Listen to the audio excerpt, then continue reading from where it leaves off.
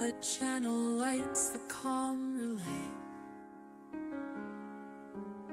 Stories unfold in the softest sound. In the night watch, we're tightly bound. A cozy vibe whispers through the stream, like drifting slow inside a dream. Conversations linger late and free.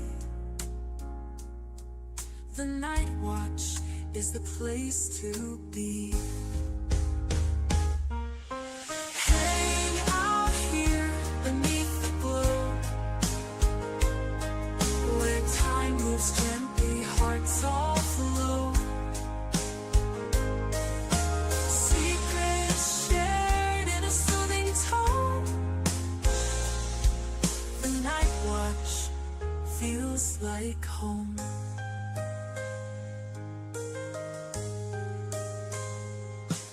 A laugh, a thought, a quiet tale.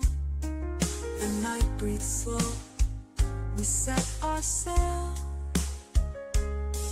Through every chat and every laugh, we weave a stream, a timeless path. Stay while the stars are bright, each word a spark that paints the night. Connection deep, it soars and sings. In this space, the heart takes wings. Hang out here beneath the glow, where time moves gently, hearts all flow. Secrets shared in a soothing tone. The night watch feels like home.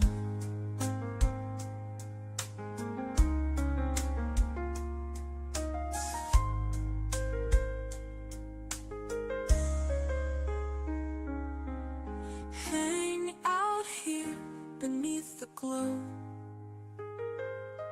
where time moves gently, hearts all flow.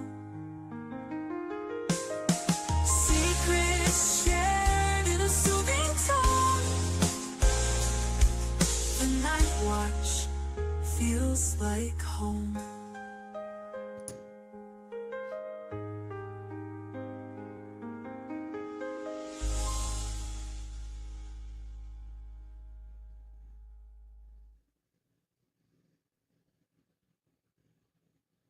Hey everybody, how you doing?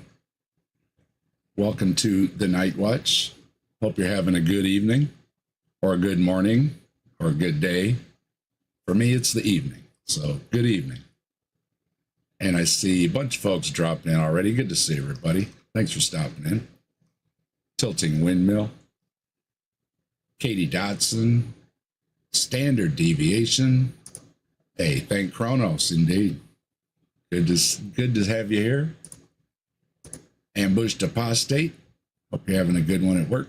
Lurking, but you're stopping by. Appreciate it.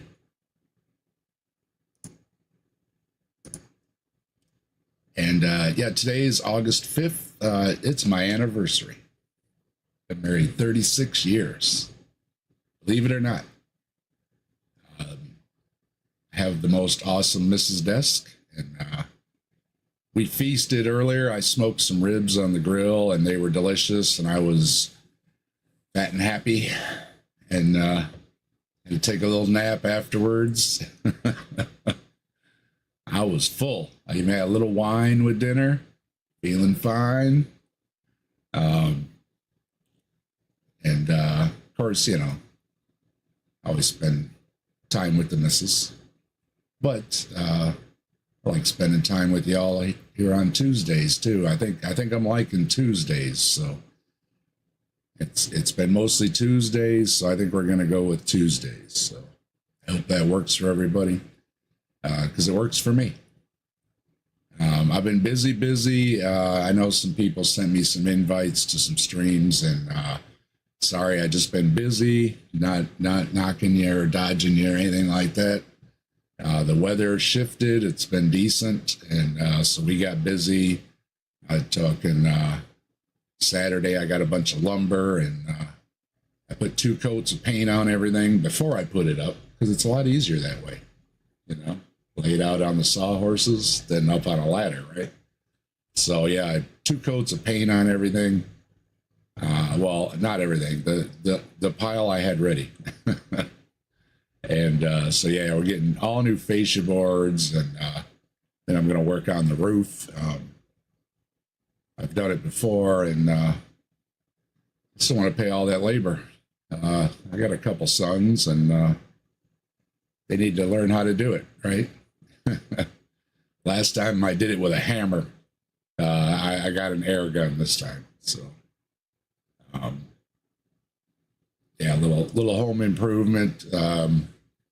We want to do some stuff around here. I figured, well, better start at the top, right? So we're gonna get the roof in, and then check out some siding and stuff for next year. I've already replaced a couple doors, so I'd like to get a nice bay window for the front, that kind of stuff, old people stuff. And we do have a lot of plants and everything that we bring in, so that's the plan. And with that, yeah, I love you, baby. Happy anniversary.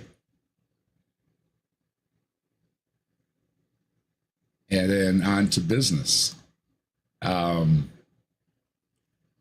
Here at the Night Watch, I like to take a look at some shorts, and man, they just keep piling up. I watch some and I download or I save to my folder or whatever more than I watched, and it's like getting overwhelmed.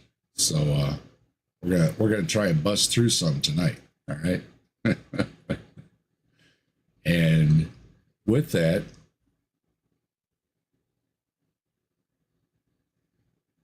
check the chat. Yeah, good evening, everybody.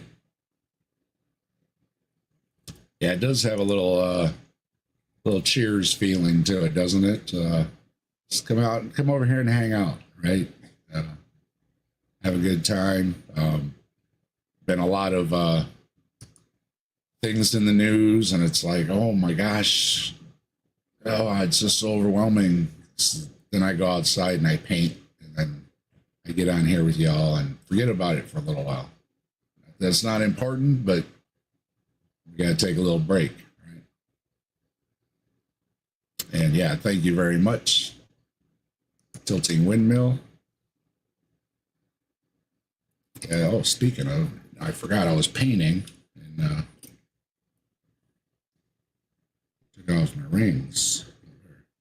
Better put my rings on so I'm official, right? I do have a silver ring. We passed the 25. I got the silver. 50 is the next one. So we got 14 years to go. And I can get a gold one. I had a gold ring, but it doesn't fit me anymore. So I got the 20. It's pure silver though, or as high as they can go. So we did that for our 25. So that was pretty neat. Hey, Mike, how you doing? You're muted. Hello. Let's see if I got the wrong microphone. Hang on a second. Anyway, you sound good now. Yeah. Yeah, I got to be packing up for my trip pretty soon, so I won't be too long. But I thought I would stop in and say hi. Happy anniversary. Thank you very much. Takes a lot of courage to stay with one of them critters that long. It's been a long time. Plus, about 3 years, I think, before we got married. So, yeah, altogether, it's almost 40 years. So, yeah. Wow. Since I first laid eyes on her and I said, hello. Yep. Nice to meet you. My name's Dave. So, yeah, I was just telling everybody that I've been busy. So if anybody's buzzed me or anything, I know I got invite for Slim Stream and everything. And I just been busy. I do a little home improvement around here. Now the weather is more tolerable, not like 100 freaking degrees where you can't even walk outside and breathe. I can actually do some stuff. So we're getting busy. We're going to be doing some stuff. So yeah, if you don't see me around, or if I don't answer you right back or whatever, I'm probably up on a ladder. So just so everybody knows, yeah, we want to get that done before it gets too cool out, but a little cooler than it has been, because it's just been miserable. How's your smoke index today? We were down to 60 today, but we're going back up again tomorrow. And where I'm going, it's going to be in the 200s or worse. Yeah, up northern Minnesota. North, yeah. Yep, going north. Yeah, it's going to be pretty bad up there. And I don't have a sense of smell, but I can smell this smoke. That's how much there is. It's really pretty bad. Well, take it easy. Don't be pushing yourself or anything. Yeah, and that's kind of one of the reasons why I want to go up there, is to kind of push myself a little bit. I'm going to go see a waterfall tomorrow at a place called Kettle River. Kettle River is real cool because it's sandstone, and these rocks basically get into a little depression, and they spin around and around for 500 years, and they dig a kettle. And it's really cool. And there's like all these little kettles everywhere. There's a huge waterfall out there that I want to go see. So nice. Hello, Robin. Good evening. Good to see you. I know Robin's been hanging out with Missing Mod over there with the taco. I click on the taco and I see Robin and Missing Mod. And Missing Mod's going to have a birthday this week. She let it slip. So you know what that means? Saturday, Stephanie needs to stop by, because we'll have a birthday song for Stephanie. Anybody I find out on YouTube's got a birthday, we try to wish a happy birthday, just because it's fun, right? So, yeah, we like Missing Mod. We don't agree with Missing Mod, but Missing Mod is always nice. And, somebody can be likable even if you disagree with them. So yeah, we like hanging out with Steph. And said I think 2 days is her birthday or something. So I said, uh-oh. So I went into AI real quick there, and I said, give me a happy birthday, Stephanie.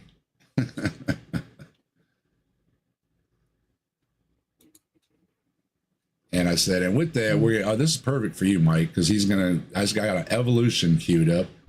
For the first video tonight. So let's get into it. And yeah, one more time, I love you, baby. And I would leave the heart up, but I got to put my other screen up. So before you do that, something interesting happened last night. So I've been talking about getting back into like chromosome 2 and doing this thing with Dr. Dan on creation myths. And Donnie all of a sudden popped up a video that basically why chromosome 2 fusion doesn't matter, that it doesn't prove evolution, and it doesn't disprove creation and all that. So it was really interesting. And in the process, he was going through all the debates he had done, and on the very bottom was this debate I did with him when I was much less prepared than I am now. But it was interesting, but he mentioned me. So I wonder why he suddenly popped that up. I don't know. Out of the blue. They haven't talked about it for a year or two, so I don't know. We'll see. I clicked on it for a few, and I was listening to it. I got a feeling that somebody tapped him on the shoulder. I don't know. Yeah, might be. Anyway. Might be. Yeah, we'll see. Simply Secular Dave. The Daves are here, man. Good to see you. So, so let's see what, let me see. Remember what his name is? Don't got a name, okay.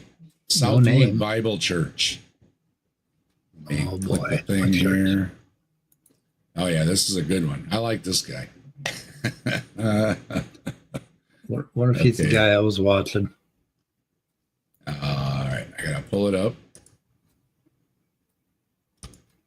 It's one that you can't put multiple shared screens up. That's one thing I wish they would add. I know, so that you could click between them. That'd be great. It would, yeah. But, work with what we got. Okay. Yep. Here he goes. So here's a theory: evolution. Theory. Now it's not a theory anymore. It's called a science. It's called a science. It's called a science. Oh, no. I guess. I mean, they're so terrible. I mean, seriously, if I was in the audience, I would laugh. I would be like, dude, you have gray hair and you have the internet. And I mean, there's just no excuse anymore. You know, I mean, Yes, you should have a little sign, okay, boomer. You know, just pop it up. well, you know, and a lot of us content creators know if you're going to make a video, you know, you kind of look things up, right? And check your spelling on things. And if you don't know how to pronounce something, they got these great little, you know, how to pronounce apps, whatever you want to call it, you know? Yeah. And you click on it, it tells you how to say the word and everything. Just some basic things before you would give what I would consider some kind of a speech or a talk, right? And if you're up in front of a whatever group here at this church, you know, I mean, you didn't spend a couple seconds to type what is this theory of evolution thing, you know? Yeah. It just seems lazy. 1970, you would never hear a pastor get up in front of his congregation and start talking about science and evolution. And now it's all over. And one of the reasons for this is they've had some recent polling, and a lot of the young kids that are peeling away from the church list evolution as one of the reasons they did it, which is not a really good reason to abandon that religion. There's a whole lot better ones, like, for instance, no evidence, you know, that sort of thing. But anyway, they're freaking the hell out, and they're doing this stuff in every church across the entire country, and they're preaching this bullshit, and it has this anti-science note to it, which and anti-science is kind of like anti-authority, you know, anti-government, anti-science. It's weird, isn't it? Yeah, it's all connected, and so it's ringing true with a lot of people, and I think we're going the wrong way in this country because of assholes like this. And I'll call him what he is. Okay, go ahead. That's it. Well, hey, I see Jester in the chat. What's up, Jester? Tori's here. Good to see you. Gilles here. I heard a kid say Socrates on Taco Stream. That's Bill and Ted with the Socrates. Yeah, like Keanu, you know, Socrates.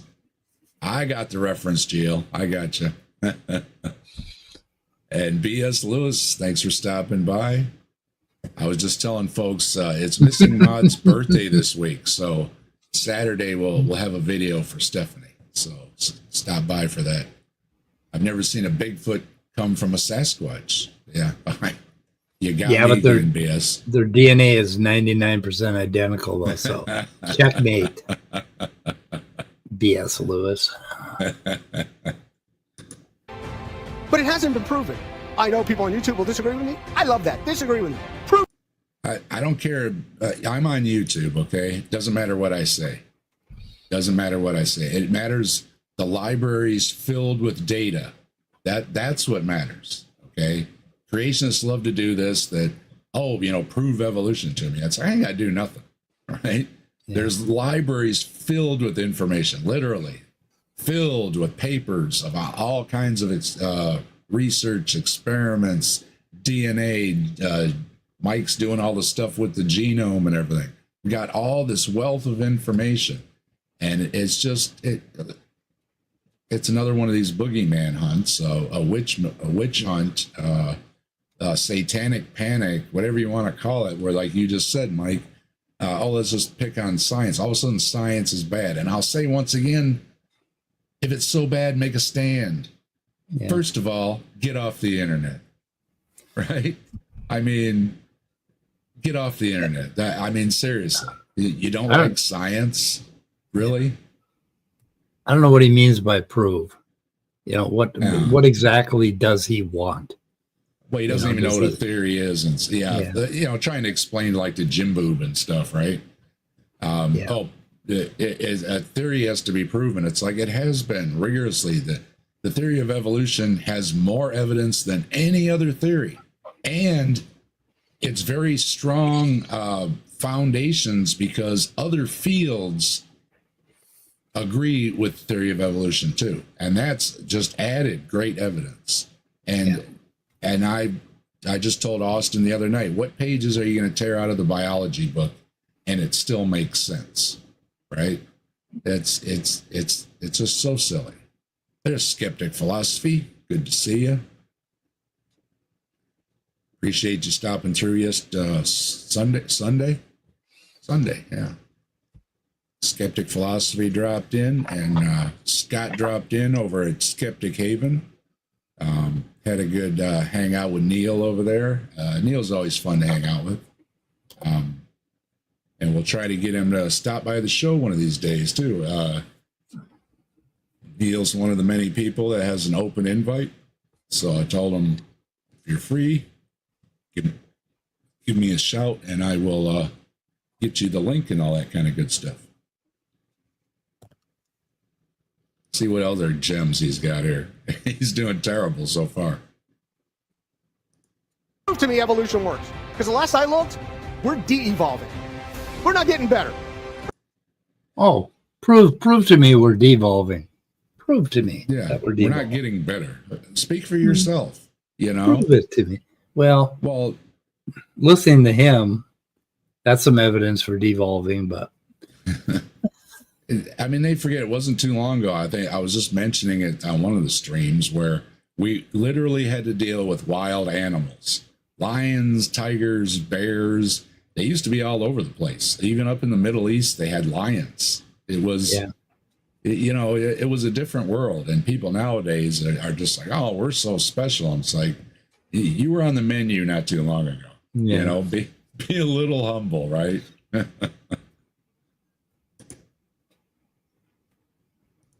We're getting worse. I have yet to see in my lifetime, which is only 66 years, anybody, well, let's say this, I'll be nicer. Any lizard turn into a bird. He should have a Hawaiian shirt on. Seriously. you should have a Hawaiian shirt. That's a good one.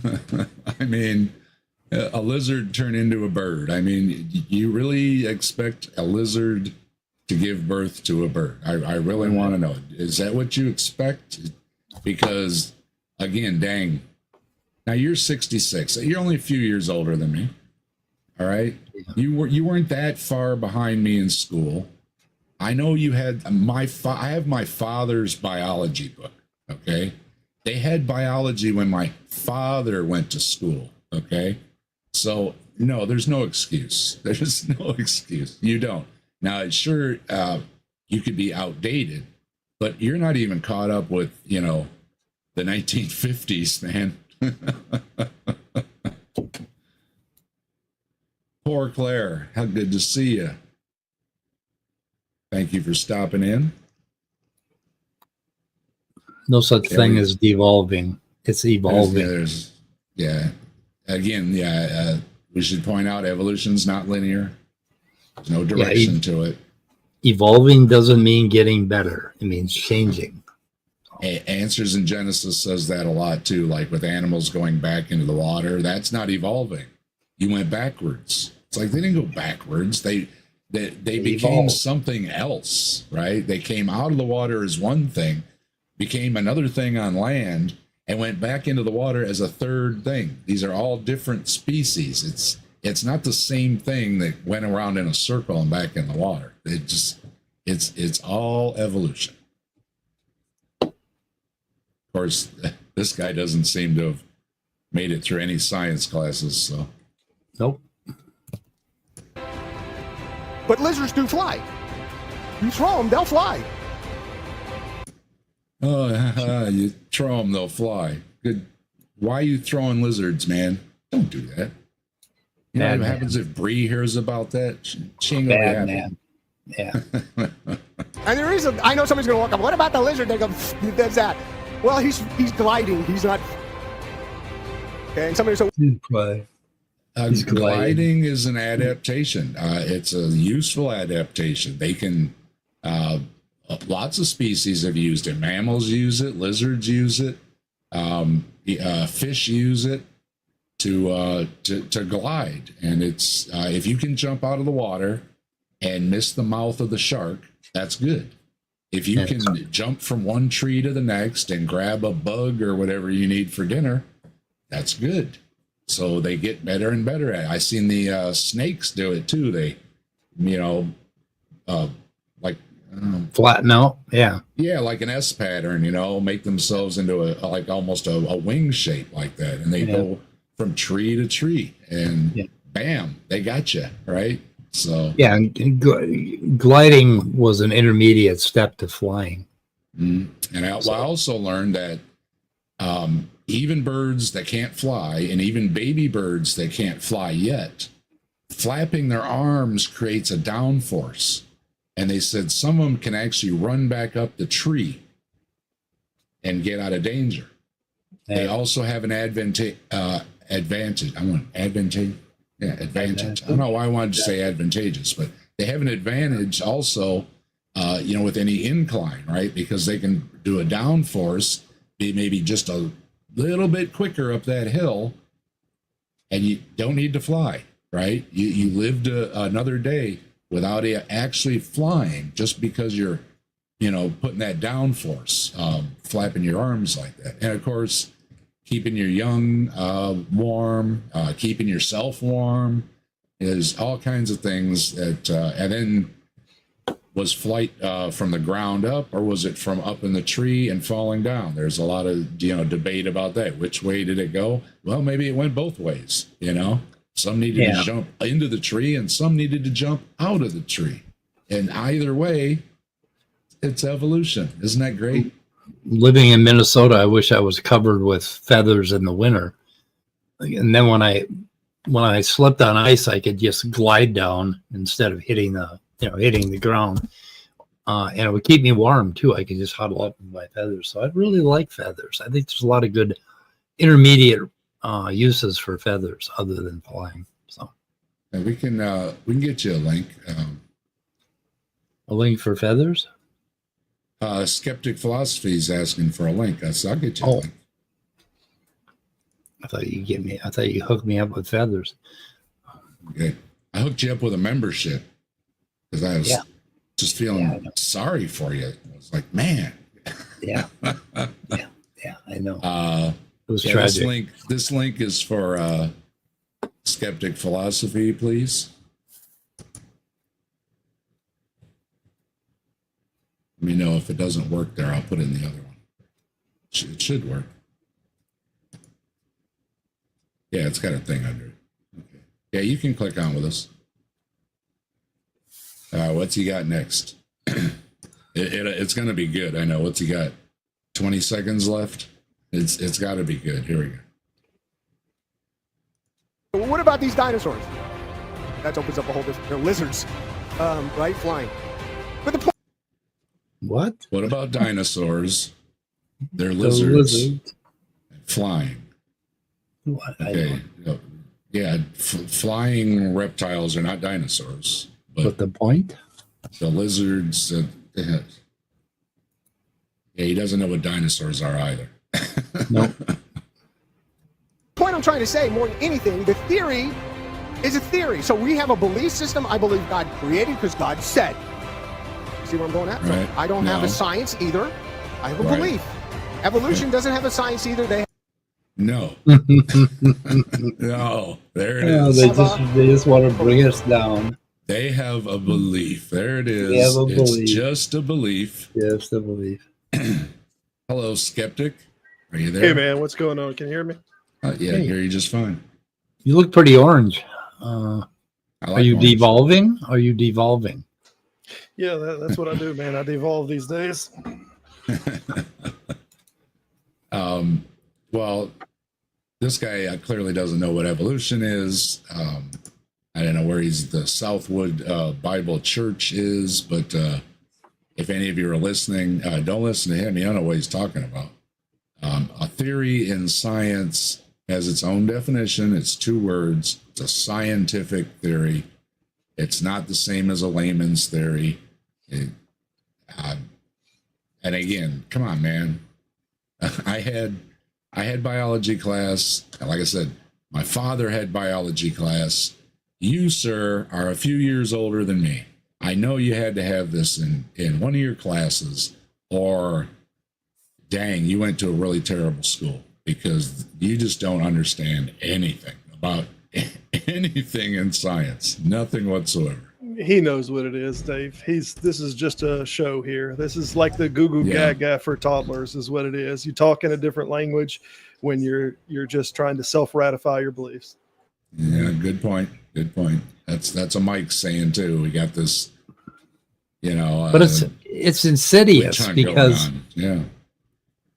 it's insidious because he's standing up there in front of a group of people, and that group of people are receptive to this rhetoric. And the more they hear this over and over again from somebody at the front of the church or somebody at the front of an auditorium, the more it confirms their beliefs. And it's just, see what I mean? It's insidious. It's horrible. But he's lying for Jesus. Yeah, well, that's okay. That makes it okay. Yeah. I swear that's where I think Ken Ham is at. I think Ken Ham, somewhere in there, he has this very devout belief, and that's why he's got to do all his yabba dabba do stuff. But ultimately, it's if he can bring people to Jesus, it's okay if he pushes all this garbage science and all the other nonsense they push over there. He's a lot of them. I right away I think, okay, they're just on a grift, right? But Ken Ham, it's like, he's always been tough to figure out, and I'm thinking it's just because he thinks it's okay to lie for Jesus. Well, there's this kind of talk, and then there's the backroom talk that you see amongst people that evangelize, and then there's a whole different conversation that the silver tongue, that they become all things to all people, that they might win them to Christ. There's subtle justification that this is okay to do this because the means, the ends outweighs the means. Yeah, very. Of course. It would be one thing if it was just some rhetoric or something, but they're putting it, right into our politics. They want to sabotage emissions and everything else. And I just saw the report out, lowest sea ice in like 50 years, losing the sea ice. And I thought the ice was going to melt. The ice is melting. It's on the news. Again, I don't know how you're missing it, but you're missing it. Let's see who we can get off the list next. We got, not all atheists are created equal. Armchair theologian. I don't remember this one, but let's give it a look. These guys probably don't want to admit this, but not all atheists are created equal. No, we're not. No, we're not. Atheist doesn't believe in God. Everything else is different. Mike wants to go out in the woods, and I'm painting my garage boards, and skeptics doing whatever skeptics doing, and working most of the time. Working. All right. See, we're all doing different things. Being an atheist has nothing to do with it. Hey, Simos, how you doing? Hello. Speaking of not being created equal. Yeah, Simos. Good example. That's a good intro right there. That's a good intro. So I don't know what your point is, but we already disagree with you. I don't know what you're trying to set up here, but nope. Did you hear it, Simos? Yeah, I mean, not all theists are created equal is what I would say, of course. Okay. Mike, how you doing? Good. Did you want to say something? I thought you had a question there for a moment. Oh, no. I was just commenting on your intro. Thank you very much. You're a fine example. Thank you so much. Yeah. I don't know. Is this guy? I'm guessing he's either Catholic or Orthodox. I don't remember. It's they tend to have a superiority complex. So yeah. You know, Yeah, you can get that anywhere. I've seen Calvinists. I've seen a lot of people have that kind of. Calvinist. That's another. And Skeptic, if you don't know Simos, we have Skeptic joining us from Skeptic, just Skeptic skeptic philosophy.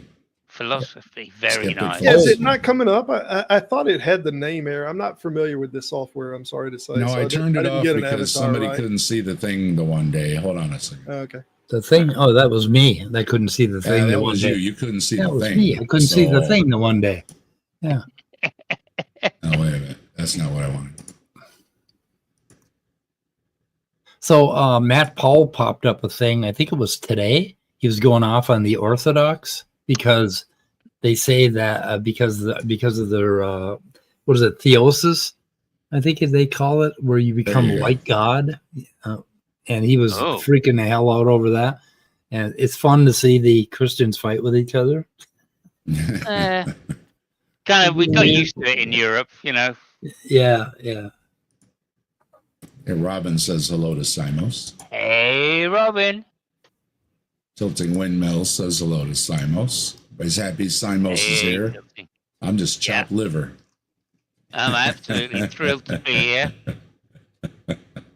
By thrilled, I don't mean I'm better than other atheists. I'm not that kind of thrilled, you know. Simos is into the racing thing, you know, and I'm not really into that. But you know, so totally busted the beginning of this that, oh, we think we're all the same. Nope.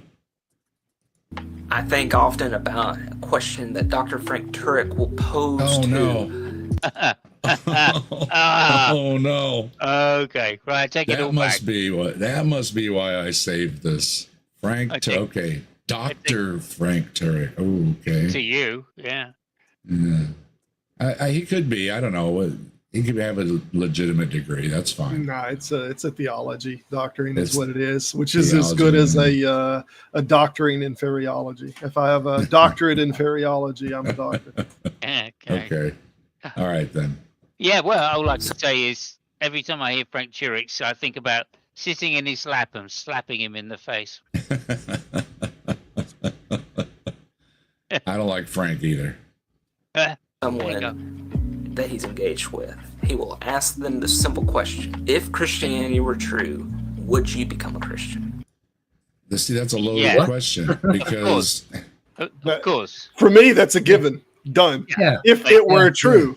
But then how? What's your criteria for determining that it's true? I mean, like you said, though, we need feriology, right? We need a supernatural world going on, and I've pointed out it would be really neat just to have giant purple animals, whatever, frolicking down the street and flying around or whatever they do, and but that doesn't seem to be. So I find it to be loaded that if Christianity was true, well, are you talking about, was there a Jesus?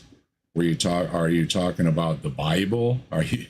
I mean, I get your hang up on it, Dave. The problem that I would go with, it's different than to say if it's demonstratable, then it's true. If he said, if it was demonstratable, well, to what degree? That could be haggled with. But as far as truth goes, that is that which comports with reality. So if whether we can know it or not know it, if we're able to know it to some degree and say that is truth, would I then be that thing? Sure, done. If I thought it was true, I suppose that there's a slight distinction there. You're right, Dave. So, like, if it was true, well, how would we know it? So, no, I wouldn't be a Christian just because it was true. I'd have to know how it's true and have to have a justification, right? Otherwise, it wouldn't be knowledge. So, I think you're right there. The first answer is no, and the second answer is, if I thought it was true, I would be, of course. You know, that's the JTB model, and I completely agree. That it's different than it being true and you being able to know it. If it's justified, true, and believed, then that you know that it's true. Yeah, what does he mean by being a Christian? Do I have to nail myself to a cross? What do I have to do if I'm a Christian? Ideally. That again, too, yeah. Yeah, I mean, at the very least, you have to have some serious wood. And then, then you've got a problem right off with the split in the church, with the Orthodox and then all the denominations and everybody that can't agree what exactly you have to do. Should you be baptized or not? Should you speak in tongues or not? They're all down the list on what you're. Yeah, so I find it to me it's a loaded question. AJ is in here. How you doing, AJ? And Let's Farm wants to know, what's everyone doing this Friday? Let me guess, Farm. I think you got a debate going on, maybe. Nice. Yes, he does. Let's Farm. You got a wrench? Drop the link if you've got it. Talking about that's why I give the wrenches. So, but yeah, everybody, let's debate on Friday. We're going to talk about the Epstein file. Okay, they're talking Epstein. All right. Oh no, well, that's so boring. It's talking about it's a hot topic presently. They're talking about the Epstein files, right? So, is that like atheists? Is that like atheists talking about God because they don't exist or something? I don't know. I just want to say I find it interesting. Like this guy right here, he does these, and a lot of Christians do this with their videos. They kind of start it with a very climactic kind of shake everybody in their seat. They start with, oh, people are created different, and then it keeps people on there for a little bit longer, and then they move on to the next, statement. But in the same way, it's like people are talking about Epstein files right now because that is a hot topic. If you're going to debate on a subject that's going to bring people in, that's a good one right now to bring numbers. Just a little bit of clickbaity. Oh yeah, and it's hard to come up with content, and so I suppose everybody jumps on the latest and greatest thing. You know what I mean? Sure. So, I had a horrifying thought about the Epstein thing. What if Trump isn't in the Epstein files at all? He has nothing to hide, and the only and what he's doing is he's using it to cover up all the other shit that he's doing, so that we're looking over here at the birdie, and he's pulling off all this other bullshit, getting his face carved in Mount Rushmore, creating a $200 million ballroom in the White House.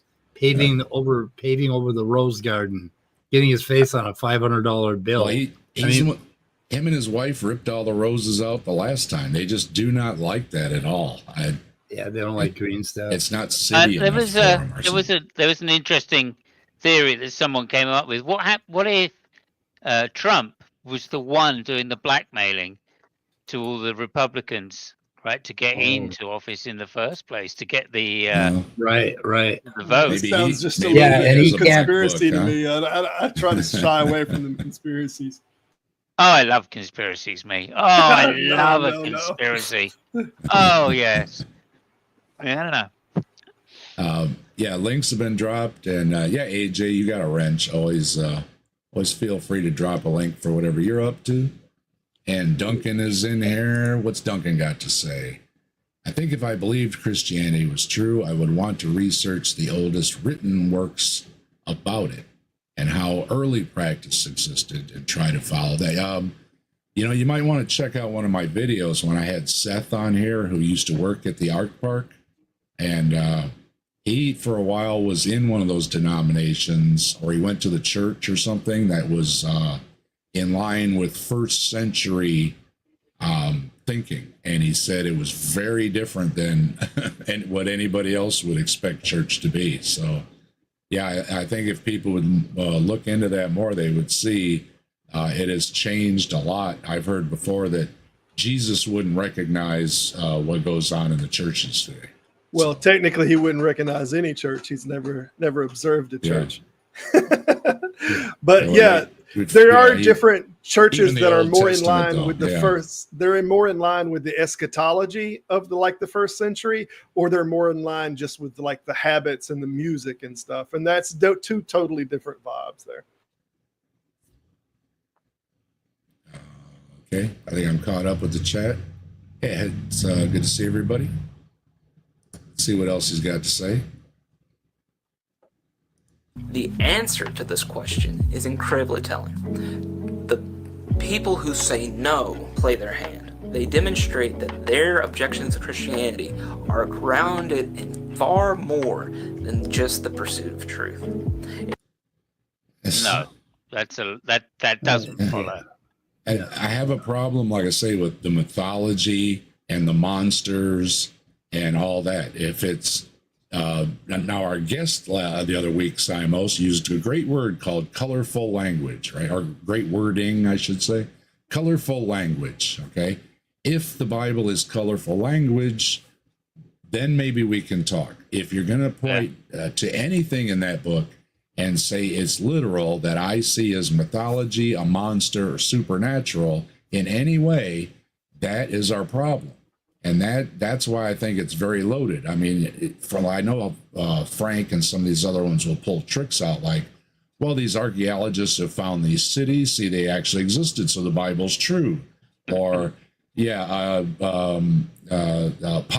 well, there was something found with Pilate's name on it. So see, that means the Bible's true. And that's why I have a big problem with, would I accept Christianity? I think as I pointed out before, if it's going to be you're opening the door for the supernatural, then you're opening the door for all the other religions and all the other beliefs and all the other fictional stories about Dracula and the mummy and everything else, right? Because if anything can happen in this magical world, then it should be happening, and it doesn't happen. So that now, was Jesus around? Maybe. Was Muhammad around? Seems like it, right? But did the moon split in two? Right? It goes to a whole other level, and that's why I don't like these questions. But there is. Go ahead. There is another argument that he's not mentioning it here, but it's kind of right in between the two, that if you accept it as completely true, but you accept that when he said this generation will not pass before these things come to pass, and in Mark he said that this generation shall not taste of death before the kingdom of God comes. They have a group called the Preterist, which believes that the prophecy was fully fulfilled and that the second coming happened in 70 AD. So you can accept that Christianity was completely true and still believe that dispensation of Christianity is still over with and that we're past that dispensation, that we're already out of it. So even if you accept that it's completely true, there are people presently that are preterists, and they go to something of a preterist church, and they think Christianity is a dispensation. It's past. I heard Stephanie talking about that, and she kind of giggles when she says it, but well, remember, it already happened in 70 AD, and it's very cute. But yeah, so sure, and that again, which one do we listen to? Right. Yeah. There's a big problem. I mean, this guy has just been so disingenuous, right? Because he's just assumed that saying it's true means whatever he's thinking. Like we're all mind readers, right? And like he's got it exactly right what Christianity is. And like they do that so often. They're so quick to switch between like what's the phrase? They're so quick to switch between, I'm just arguing for a creator. So you can't lay the problem of evil at me because I'm just talking about a creator, not talking about Jesus or they do this Yahweh. all the time.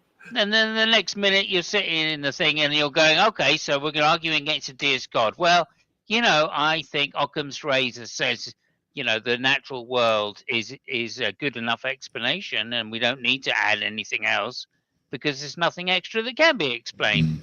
Oh, okay. Yeah, but Jesus says, hey, hang on, whoa. No. You can't slip Jesus in the back door like, all these fucking Catholic priests have been doing. Well, they do this with "In God We Trust" on the money. They do the "In God We Trust." We're not. Yeah. It's not specifically saying what God, but everybody has their own specific God. Who they mean. Yeah. I've got. Yeah. Absolutely. I've got a Phil Robertson one somewhere that with the that we keep time by Jesus. It was Jesus either born or died in the year 0. I guess neither one of them apply. But, I think it's 6. Yeah, supposedly he was born under Nero, which would be at least before, I think, 5 BCE. and he supposedly died in like around 33 AD. So I don't know which one of those is supposed to be 0, but they're claiming 0. Yeah, I think it was the calendar started like 5 or 6 years off of the birth narrative. Yeah. Yeah, it got Hello, changed Scott. a couple of How you times. doing? I'm doing fine. Once again, happy anniversary to you and your missus. Thank you very much. We also should take up happy a collection anniversary. for a medal for the missus putting up with all this YouTube stuff. Of course, she may be into it. She may just love it. But anyway. Actually, Mrs. Des said for a long time when I was like yelling back at the TV or something that, you know, you need an outlet for your So this is therapy. This is your good therapy. rants. So this kind of fell right into see, if I have a problem with something, I can get on and turn my mic and a camera on and I can say, I don't like this at all. You have a soapbox. I do. I love that you say Mrs. Desk. That's amazing. Mrs. Desk, yeah. Hey, can I make a comment on this guy's hypothetical? Sure. I was in and out, and I apologize for not being on earlier. I just totally forgot it started at 8, and I was waiting around until 9, and I had to get a few things done. Now, the question, if I recall it correctly, is all you atheists out there, if we could prove to you that Christianity is true, would you convert? Would you follow God? And then he's going on to make claims and representations about what that means if you don't convert. Yep. But kind of, believing Scott, before you go, I just want to just point out what he actually said was, if Christianity was true, would you believe it? Not if you could prove it. Oh. Just to point that out to you. Okay, so he didn't say would you convert? No, he did say the would you convert. Okay. But he didn't say if it could be proved that it was true. He just said if it was true, would you convert? And then he set it up as, see that it's, you don't really want to seek the truth that's in the Bible if you're rejecting Christianity. Well, see, and I hope, and y'all probably already pointed this out, but I just want to make it clear, just because you accept something as true doesn't mean you have to follow that religion or that God. You might say, oh, yeah, it's true. Yeah. Okay. But I have moral objections to this God. But wait a minute, he's the moral center of the universe. No, you say he's the moral center of the universe. I interpret the Bible differently. I believe it's true, but I believe he's not the moral center of the universe because of this. How can you be the moral center of the universe when you're committing atrocities and basically all human beings is bones and flesh and a blender for you to, just annihilate and disfigure and maim? And let's take away agency of whole swaths of people because, we endorse slavery, which is Christianity endorses slavery. It has, and it's this period of time where slavery is officially illegal is an exception. And my golly, if these MAGA people have their way, we might return to it. And so, no. If you convince me that a God raised a human from the dead, if you convince me that was true, you still have a whole lot of work to convince me that it's worth it to follow that God. The only thing is the particular form of Christianity you're wanting me to believe is true. Does that include hell? And somebody might convert to just avoid hell, but you still may not agree that God is good or worthy. You just don't want to go to hell. Yeah. Hey, can I play devil's advocate for one moment and then just ask y'all this question then? Sure. Yeah, let me say hi to Fox real quick. Hello, Fox. Thanks for joining us. And Spooky's here too. Good to see you, Spooky. Hello, Spooky. Go ahead, Spooky.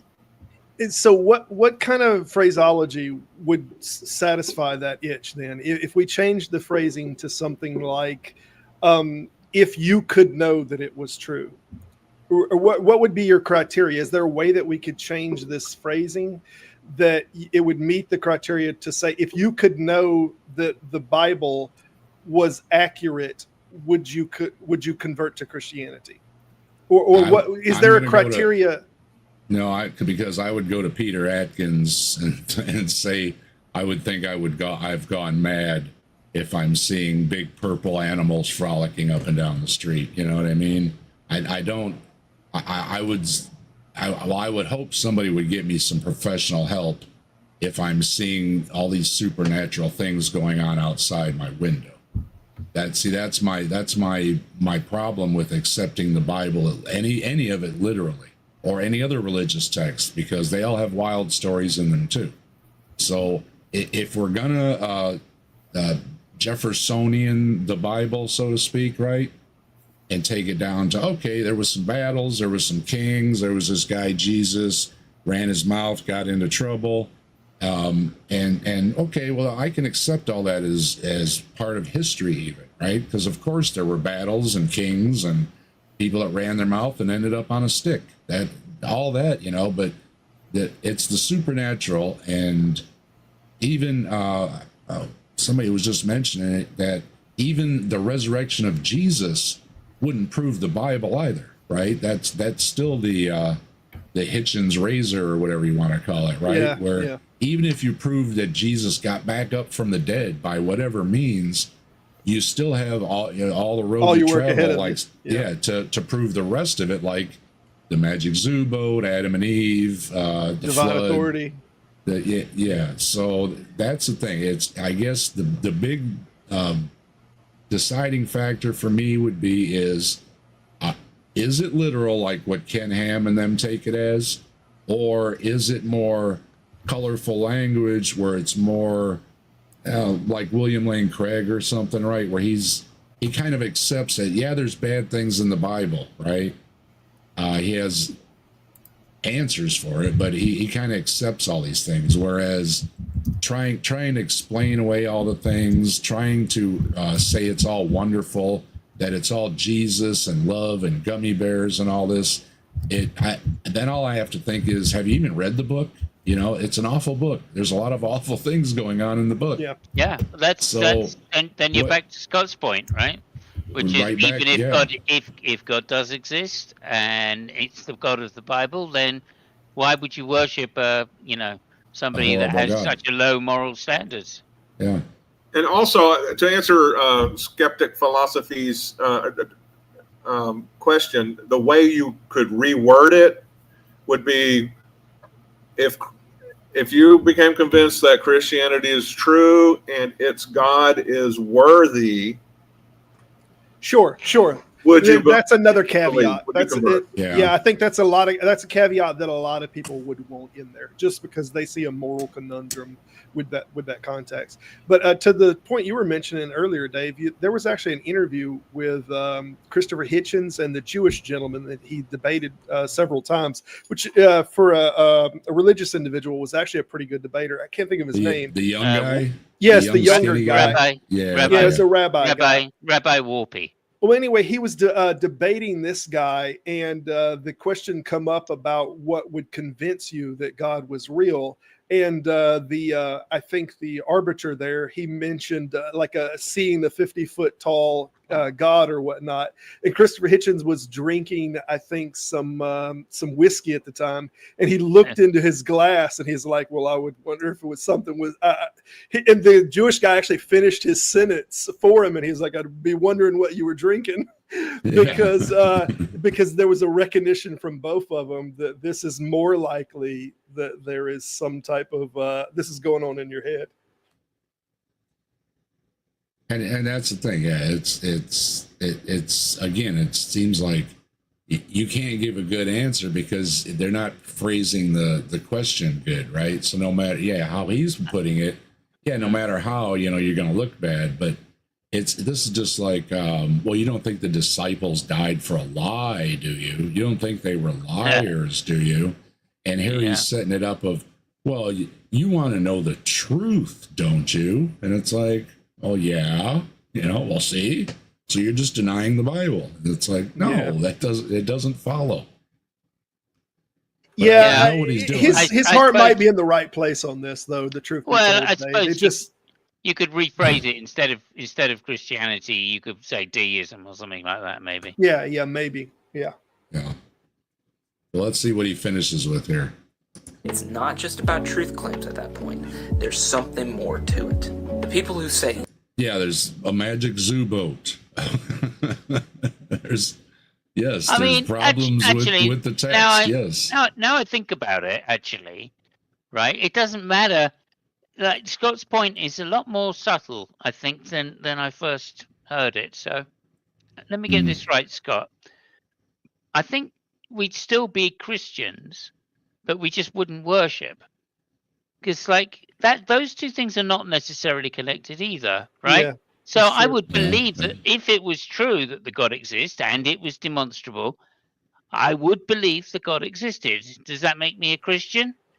Maybe, yeah, I mean, by the faith proposition that you had faith that it was true. Or, I don't know. Maybe in some ways it does. Maybe not in Jesus's way, right? Jesus wants you to worship the God, not just accept that it exists, right? So not in Jesus's sense, but maybe in Yahweh's sense, where you just have to accept that this is a warmongering God that exists, and that's fine. There's and I can only remember this verse in King James English, but there's a section out of James, one little blurb out of the Epistle of James that says, "Thou believest there is one God, thou doest well. The devils also believe and tremble." Yep. So there's a suggestion that it's not just enough to believe that these things are true. You have to commit your life and your heart and your mind to that cause, and it's possible to believe those things are true, but not to believe that this God is good, or that this God, you can believe that Jesus raised from the dead,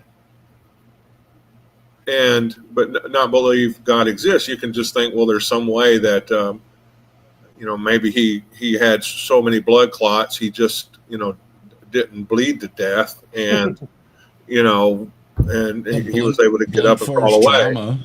Yeah, blunt force trauma. He could have been in a coma state, barely breathing, and they could have deemed him dead, and he could have woke up and said, "Oh crap, I better get out of here," right? But the only, and see, that's the thing. If you believe all those things, if you believe God exists and God raised Jesus from the dead, but you didn't consider this a worthy God, the only thing that could get you to worship Him is just the fear of absolute horrific power that would throw you and children and anybody that doesn't believe in God the right way into an eternal flame. Well, worship's not a criteria in the New Testament. You only have two criterias. And first, you just have the believing criteria in baptism inside of the Gospels. There's actually not a criterion for faith in any of the four Gospels. Anytime Jesus ever talks about faith, he only talks about it in terms of performing miracles so that you can move a mountain with faith or you can walk on water. But he doesn't mention faith as a criteria of salvation. He only mentions being born again of the water and of the Spirit. And then that's really it, of the water and of the Spirit being born again. Then you get James does the whole, Paul does the whole thing that you have to have faith. That's a criteria. But as far as worship, there's never a criteria in the New Testament of worship for salvation. Isn't there something about, the thing where Jesus appears to Thomas and says, you believe because you've had evidence or you've seen, but blessed are those that haven't seen and still believe, or some shit. Yeah, and they use the term believe a lot. Like James uses this term too. I don't think even James, which seems to follow more in Paul's kind of ideology, but I don't think even James uses the term, the Greek word that correlates with faith. I think it's just more believe. Yeah, I'm just saying though, but that phrase, the phrase that he's using there, and he's putting that directly into Jesus's mouth, right? Whoever wrote that, I don't even know. Yeah, there's so many. Whoever put it in, right? Then that phrase itself is indicating faith. Those that believe that have not seen. right? I mean, that's I guess. But I mean, I think there's a Greek word that is what Paul uses that they use faith off of. But I think even in the Gospels say that they that believe in me, but it doesn't necessarily mean those in the distant future. It could mean those presently inside of that time. I mean, again, he also told the people that this generation won't pass away before these things are fulfilled. So it could very well have been the case that he's just saying those that believe in me, like in the present tense, that you believe in me and what I'm about. Sorry, Scott, you were going to say something here. I was just going to say, the thing is, with parsing out all these different meanings of words and what James said and what Paul said, there's so many denominations where, they would disagree with what you said because you have to repent and believe, and the Bible says to repent and believe, and to where what Christianity am I being asked to believe? And I think y'all touched on that, is that there's so many versions of Christianity, so many offshoots, and there were splits in denominations to where what Christianity is the real Christianity. There's arguments that are made though all the time though, Scott, that this was all Paul's fault that this happened, because Paul had his whole different kind of doctrine than what was being taught by Jesus, and he never quoted anything of any gospel. There's no citation. Right. He never met him. He came up with all this doctrine as a separate thing, and then he said, "I was neither taught it of man." I forget the rest of that phrase in 1 Corinthians, nor did I receive it of man. But he kind of come up with this whole idea and all that faith is a criteria, and he come up with this whole thing about Adam. That the sin started in Adam. Before that whole idea that he started to give birth to the original sin idea. That was never mentioned. There was no correlation to sin happening from Adam. That's why we got sin. Oh, definitely. Paul just took the ball and turned it into a soccer ball, and by the time he crossed the goal line, it was a rugby ball. I mean, he just totally transformed Christianity from what was being taught initially in Jerusalem and its surrounding areas, and he definitely transformed what was important. What it was. It looks like I was just kind of doing a quick run through Copilot. James and Paul both use the same word for faith, but to them, faith was a different thing. Faith was something that's an outgrowth, or works was something that's an outgrowth of faith. And for Paul, faith was kind of a technical term, dealing with justification and salvation. Right. Gotcha. So the word is pistos, and that's the Greek word, and it's the root. It's the root of epistemology, but it also is translated as trust as well. So it has various different meanings in technical speech, in terms of philosophy, but also in terms of like science as well, right? When it's trust. Yeah, I've heard you say though before, Simon, that you've seen that that faith as being something that's blind, and I in large part agree. I in large part agree with that. I just think that Christians, they only will accept the Hebrew definition of faith. They'll only accept that. Yeah, the substance of things hoped for. The evidence of things not seen. Which that is very much in a line. With what you're saying. It is a little different. Blind, yeah. That's blind. To me, Hebrews 11 is blind faith, because you're believing things that you have no evidence for. You're hoping in things that haven't happened yet. It's only future tense. To me, it's the same as blind faith, because you're stepping out blind to have that kind of Hebrews 11. Yeah, and there's nothing specifically wrong as such with that, right? Like everybody has presuppositions, right? And that falls into that blind faith category as well, right? We all believe things for which we have no justification a priori for, right? So, I don't know, man. I made a whole video about the cop out of a priori and leaning into that. I don't know. We got objective ethics in here. Was talking with G-Man And yes, I did see G-Man was going around and around with Jason or Justin at the what the heck's his channel? Deconversion zone, deconstruction zone. Something. Yeah. Yeah. Justin is smart. Yeah. Oh yeah. No worries. Yeah, you got to respect him. He is very smart on the Bible, and I wouldn't want to go up against him. He's like going up against somebody like Grayson or something. They've got it right there in the front of their head, and they're just ready to say it. And yeah, and of course we have Spooky saying believe, and we have Phantom saying believe the evolution. Hey, That's Dave, I have to bolt. I have to bolt. I got to go pack and get ready for my morning drive. So anyway, you have a good time. See you guys later. All right. Take care. See you Saturday. Bye, Mike. Oh, Thursday, maybe.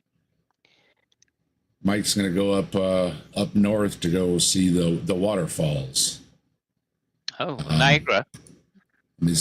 You and Captive Desk have left comments on his channel, I'm sure.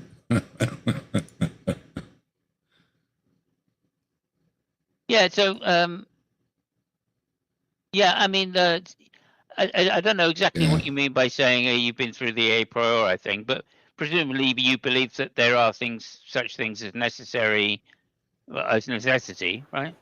Axiomatic statements. You're talking about That's right.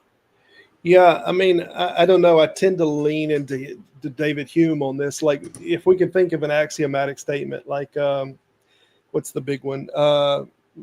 There's no mutual exclusive incompatibilities, or what is it? The law of non-contradiction. Yeah.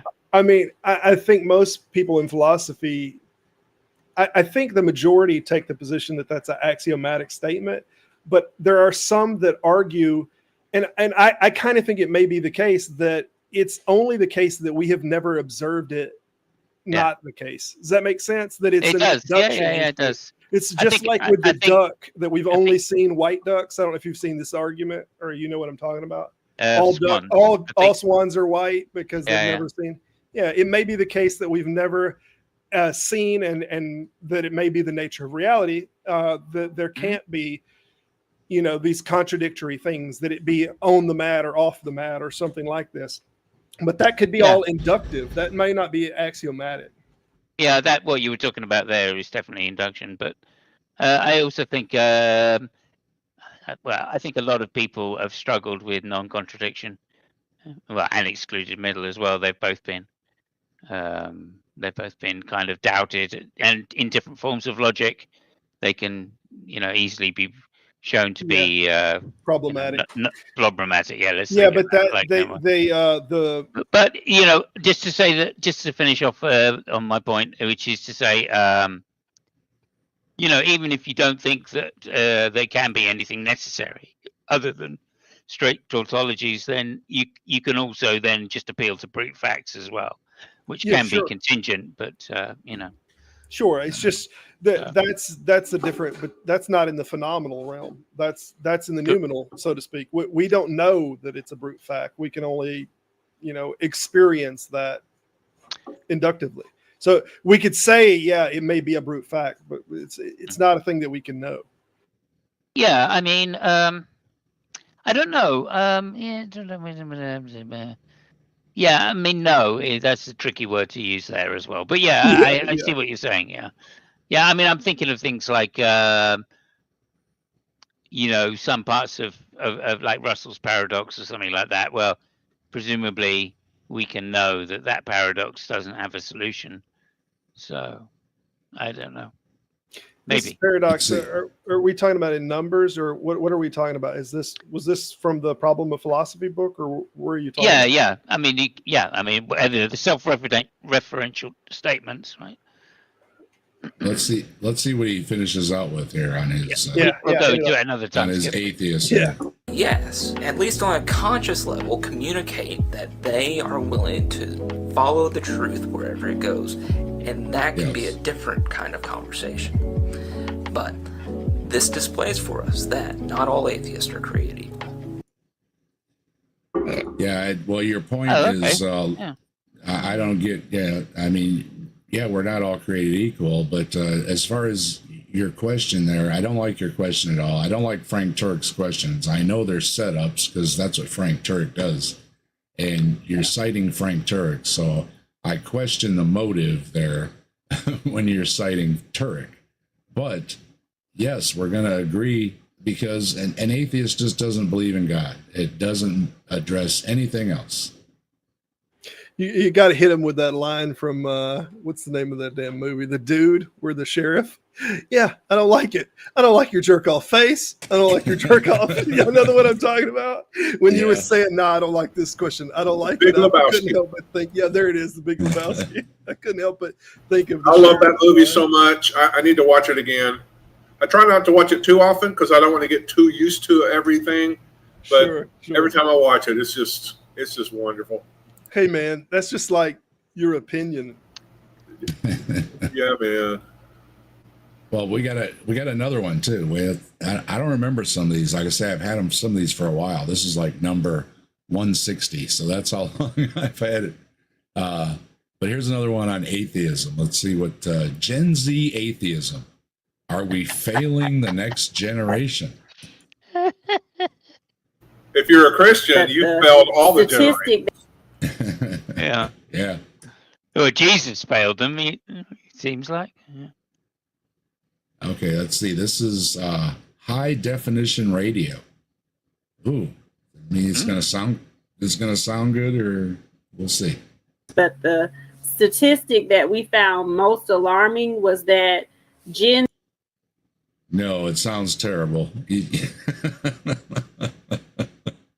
That's definitely not high definition, but I just had to make a comment. Z is more likely than any other generation to become atheist. Well, there's been a decline in religious following. The rise of the nuns. It doesn't mean people aren't believing. I think Scott mentioned earlier that people don't like the things that are being said at church, and a lot of it's just social dynamics. They're operating with just different social structures than they used to. So it may not be the numbers. And I think there's some polling that shows that it's not the numbers, that there's not like a Christian decline. What's happening is there's a decline of younger generations going to church because it's just not how they interact with the religion as much as older generations. Yeah, I've said before, I don't remember ever seeing for sale signs in a churchyard. And now you do. So there's something definitely going on. And my nieces went to a Catholic school, private school, that was ran by the parish, whatever the thing is, however the Catholics word it, but they govern certain school systems, right? And because of the change in times, they had to consolidate everything into one place and shut down the other place. And it's like, wow, I mean, that's something you wouldn't have ever thought would have happened, because it was one of the bigger schools in town for the private students. And that's a sign of the times. It is. And we got Casey in here saying, y'all okay with pagans? Here we go. He's moving on. Y'all okay with pagans, New Age, Wicca type stuff? Sure. I mean, we're okay with all of it. We don't want it taught in our schools, but short of that, we're okay with it. Yeah, I mean, we talk about all kind of no, stuff here. Okay, well, I'm not. We as a broad category. Well, we're good with discussing it. I don't know if we'd all agree we believe in it, but as far as discussing things, sure. And John Hudson's in here. John Hudson must be here to hear my voice, get himself all comfy for the evening. And Ms. Bumblebee, just mentioned Bree earlier. Somebody said something about throwing lizards, Bree. Can you believe it? I said, Bree, better not hear that. It was some joke about lizards can fly if you throw them. Or it was like a Hawaiian shirt guy joke. Really bad joke. That's actually a Monty Python joke. Is it Monty? Well, yeah. Don't throw the lizards. I bet they delivered it better. Yeah, absolutely. Yeah. where they don't believe in God at all. So to me, that was alarming. That probably That made me think there was hope for the future. Well, I mean, if the kids aren't believing, it's because of a lot of different factors, and as well as the times are just changing. And I would challenge the don't believe in God. I think that's like another thing. I mean, I don't think a kid can be an atheist. I mean, I call myself a cradle atheist just because I was never, in the religion or anything like that. But we did go to church and stuff. I knew about stuff, But I still think, I mean, you have to reach a certain age. You've got 21-year-olds there saying I was an atheist for 10 years, and it's like, no, you weren't. You know what I mean? Oh, well, I don't know. Well, I mean, maybe, but I mean, me personally, I was at rock concerts. I was going on dates. You know what I mean? I wasn't sitting around pondering God is my thing, right? Yeah. I just don't see didn't the take me younger very long. people. Yeah, well, as far as, and like I said, I fell out, way out of anything supernatural at a young age, but I don't think I really thought about it seriously till I got older. I think I absorbed a lot of information, but then it took years later where I sat down and said, well, yeah, okay, you've got all these beliefs. That was my my great epiphany, if you want to so call it, was the day I realized, you know what? People believe in a lot of things. And I think it was so simple, because you want to look for a simple answer, right? I think it was very simple for me to understand people believe in a lot of things. People believe in Bigfoot. People believe in God. People believe in crystals. People believe don't step on the crack in the sidewalk. I believe that children are the future. Yeah, so I think it's it's part of the human condition to just believe in things, right? Yeah. Well, let me say this, Dave. I was very fortunate. My parents decided not to mention anything about God to me. My dad was an atheist, and my mother, although she was a Christian, she decided to go along, thinking that we'd either believe or not believe. And because I had no concept of God, because it was never mentioned, when I eventually came across it on the outside, right, I went, what the fuck is that about? And I remember I was 7, okay? And I asked my teacher. I used to live in Canada, and every day we used to sing the national anthem, and in the national anthem it says something about God giving us this land, And I said to the teacher after, I said, "What's that? What's that about? That third verse? What is that?" And she said, God gave us the land, and we're very thankful to God for that. I went, what the fuck is God? God does that a lot. He gives land. That's one of his big things. Yeah. She said, oh, well, God is this, omnipotent being that's up in the sky and da-da-da, yada, yada, yada. And on the way home from school, I thought about it quite a lot. And I thought, God, that doesn't sound right. I mean, I'm white. I'm in Canada. I'm pretty sure that there were people here when we came here. Yeah, so, God gave us the land by stealing it from indigenous people. How old were you? I'm pretty sure. I was 7, right? And I was pretty sure that wasn't true. Then when I got into the back garden, I started having an existential experience, basically. And when I finished, I went inside and I turned around to my mum and I said, oh, Mum, I've worked out there's no such thing as God. And she looked at me and went, why do you think that? And I just went, well, it's not needed. That's it. I was an atheist. And I've been an atheist ever since. And my argument for why God doesn't exist has not changed since I was 7. When you say you had an existential experience, what do you mean by that? Well, he was 7. He doesn't know what he means by that. I know exactly what I meant by that. So I went in. I sat outside the back garden. I looked at a rock, okay? Like just a little rock, right? And I thought, oh, look, this rock is sitting on the earth. What if I was sitting on the rock like the rock is sitting on the earth? Right? And I started thinking about that. And then I thought, okay, right, so I'm a little speck. Right, what if it's the other way around? What if, I'm a little speck on the universe? And I started thinking about Jupiter, because I'd seen Jupiter recently through a telescope. So I zoomed off to Jupiter and then zoomed off out the solar system, right to the edge of the cosmos, and thought, oh fuck, there's nothing out here. This is all natural shit. So and you appealed to the stone? And then came back again. Well, no, that was my gateway to start thinking about infinity, right? Which is the problem of nihilism, right?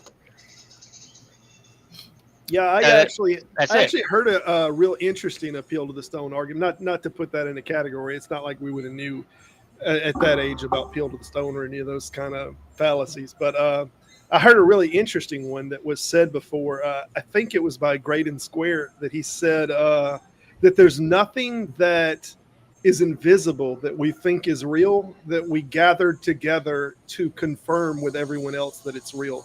Like no one goes together in a church or in a group and says every Sunday, yes, gravity's real. Yes, it's real. Like there's no thing that is real that is invisible other than the proposition of a God that we would do that in. I thought that was an interesting little position. That's very I just recognize that the natural world was more than enough to explain things, even if I didn't know what the explanation was. Yeah, we got standard deviation dropping the green 10. Wow. Captive disk. Where'd I get that from? Captive disk memberships. Thank you, standard deviation, and you know what that means. You rock, let's rock with the fire in our... Wait a minute. Why didn't it work? You rock, let's rock with the fire in our veins. Rock on to the skies, to the thunder and rain. All hail Bigfoot, the legend, the king. He walks among shadows, the wild spirits sing.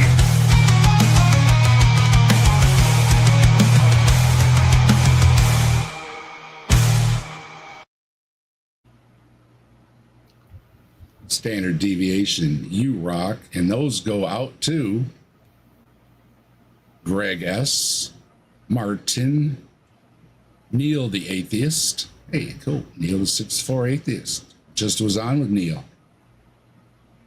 Generation, is that Q? Ember, always a good pick.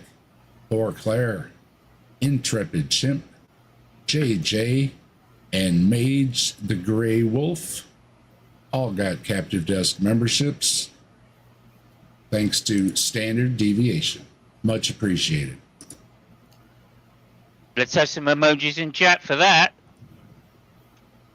We definitely need some post emojis. Everybody's got emojis now. How did you come up with that name? Maybe that was discussed before, just before I ever got in here. Captive Desk? Yeah. It's an anagram for Skeptic Dave. There you go. When I was trying to think of a name, I mean, mixing up Bigfoot and everything was giving me like Blue Igloo and stuff like that, and it's like nobody's gonna know what that is. And I didn't want to use just Dave because, no offense to the Daves, because I'm a Dave, but there's a lot of Daves, and so I didn't want to be just another Dave, and I didn't want to have anything specific. You know what I mean? Like saying I'm a skeptic or anything, even though I am. I kind of wanted to leave it open. So I just went with, Captive Desk just kind of came up in the anagram thing. And I owe that to Vice Rhino. If you don't know, Vice Rhino is an anagram for Eric Hovind. So, oh, no kidding. I got the idea from Vice Rhino, and I found an anagram generator, and I played around with it for a couple of days, putting in all, different kind of ones. And the Captive Desk just kind of hit me. And it also, I looked around, and there's only like one office supply company somewhere that's called Captive Desk. Other than that, I come right up and everything too, so I'm not lost in the haze. And so it just kind of, Captive Desk. I'm a captive audience because, I've had a lot, especially when I first started doing lives, I had a lot of interviews, right? So I was a captive audience, see? So, that just all kind of worked out. So, that's how I got it. It's an anagram. Cool. Glad I asked. That's right. A few people have asked me lately. I've said it before. I know some people know, but yeah, if you don't know, now you know. It's an anagram, and I owe it to Vice Rhino. Yeah, I actually asked because I thought it might have been associated with the whole idea of like a captive audience. And yeah, that's what it kind of fit, you know. And now I've got the memberships. I've got desk drawers. I've got desk files, right?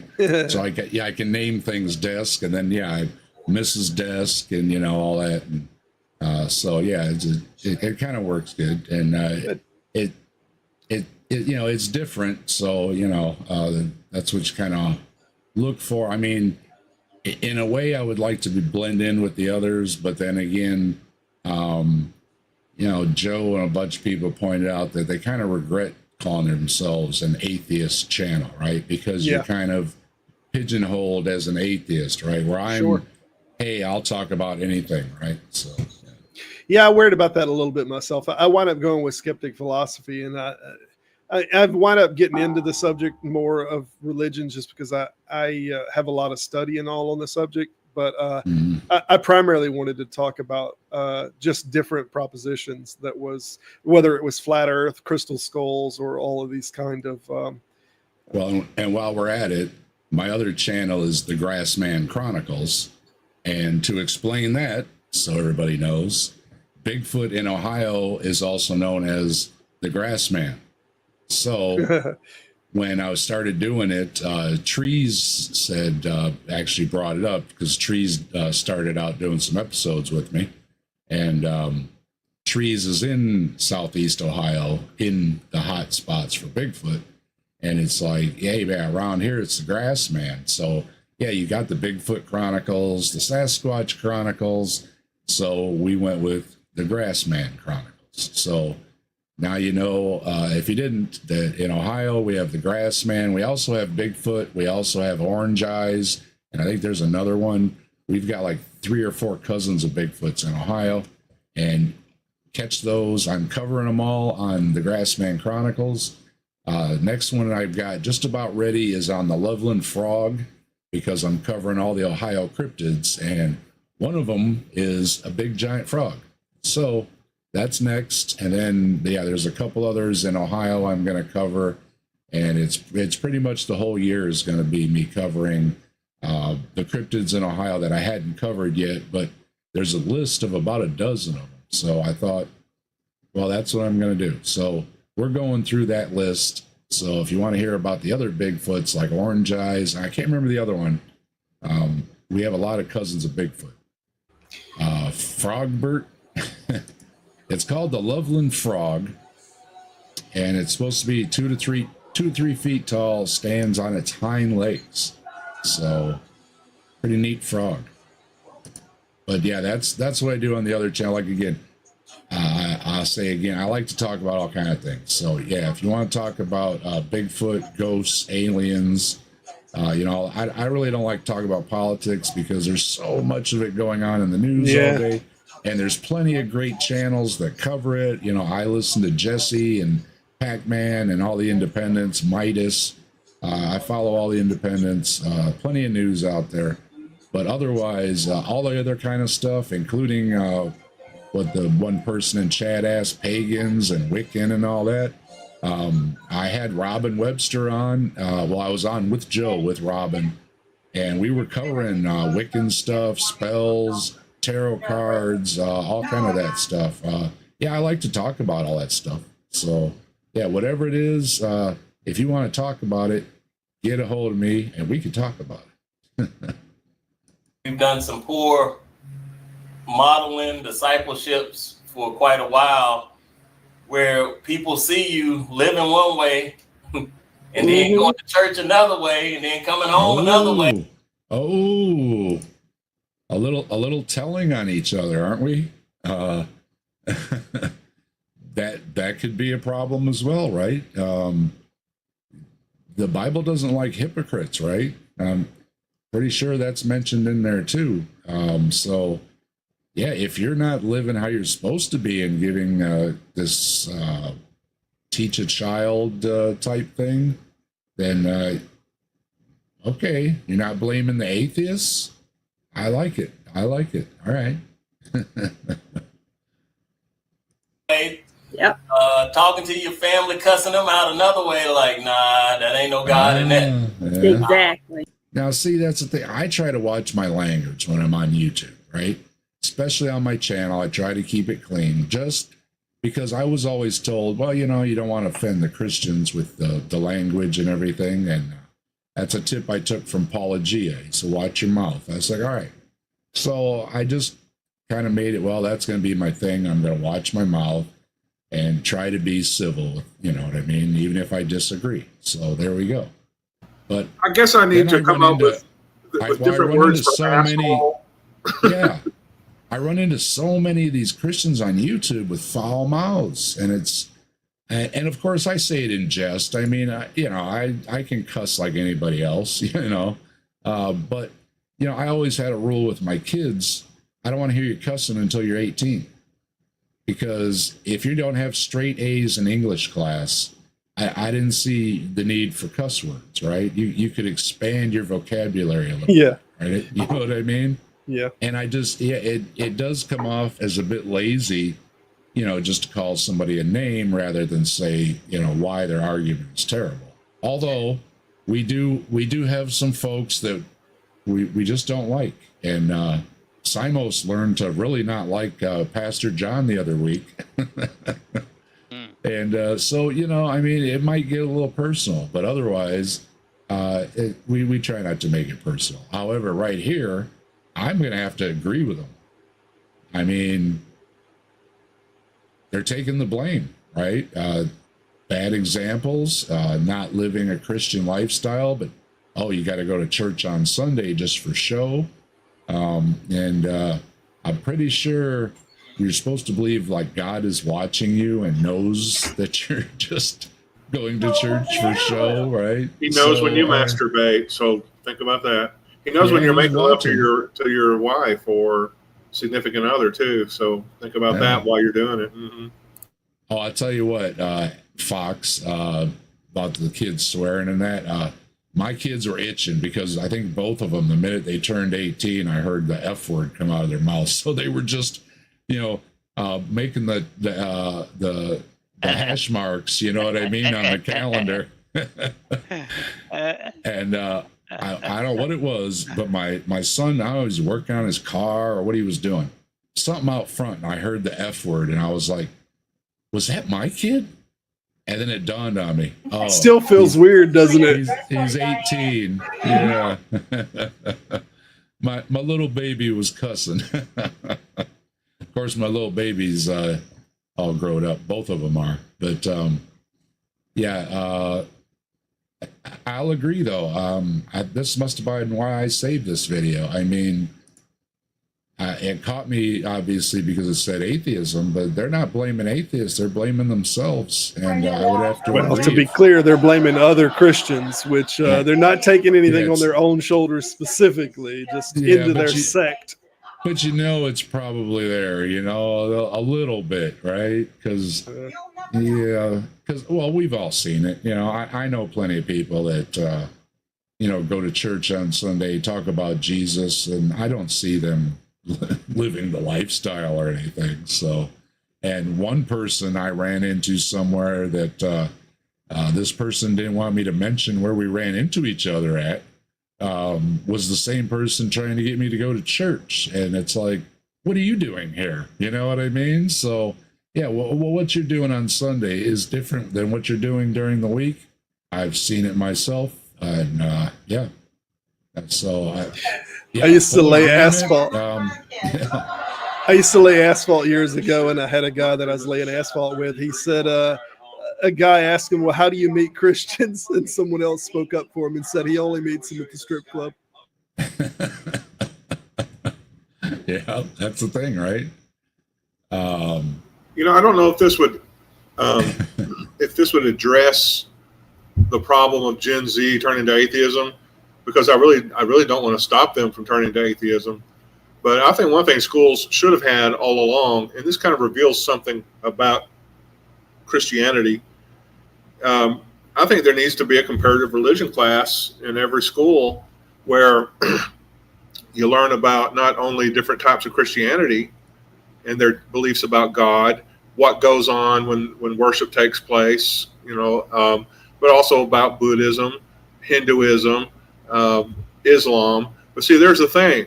Christians do not want a balanced and fair approach to informing young minds about the religious aspects of different societies.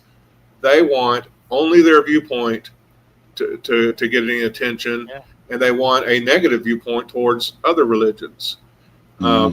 Especially other sects. Yeah. And but you could do, it would do so well towards just societal harmony for people to learn about other religions and at least learn to respect the people who are involved in their religion. And Scott, Richard Dawkins actually brought this up probably 20 years ago. He mentioned this, that he didn't mind if religion was taught in schools as long as it was taught in this way. Right. Yeah. But that's my kids. When's that going to happen in America? It just never does. My kids had religious studies as part of social studies classes or whatever, where they talked a little bit about like 5 of the big religions, so to speak. It was, I didn't have a problem with it. It was pretty neutral. It was just, here's what these different religions are, right? And I'm okay with it. Yeah, as long as the presenter is being honest about how things are done in their various, you'd have speakers come in and speak about, but not try to proselytize, not try to skew, the information in a way that makes only them look good, that kind of thing. Yeah. The neat thing was that his history teacher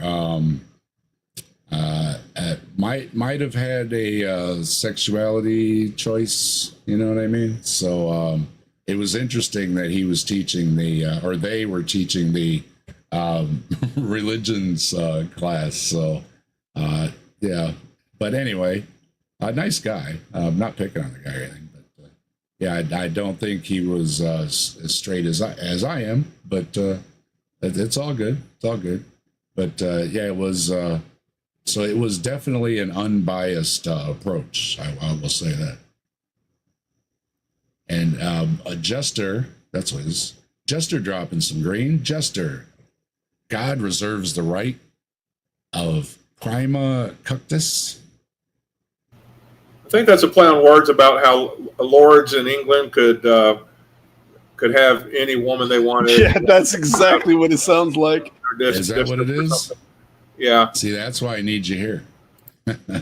Well, Jester, much appreciated. And the other guys got the joke. So well done. And You rock, let's rock with the fire in our veins. Rock on to the sky, till the thunder and rain. All hail Bigfoot, the legend, the king. He walks among the shadows, the wild spirits sing.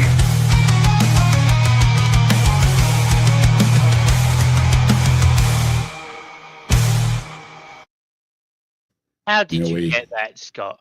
We appreciate everybody that supports the channel. And Jester, you rock. Thank you very much. Well, okay, here's the thing. I'd heard about it through some avenue, but then in one of the Avengers movies, right, they were talking and some joke was made to Iron Man, whatever.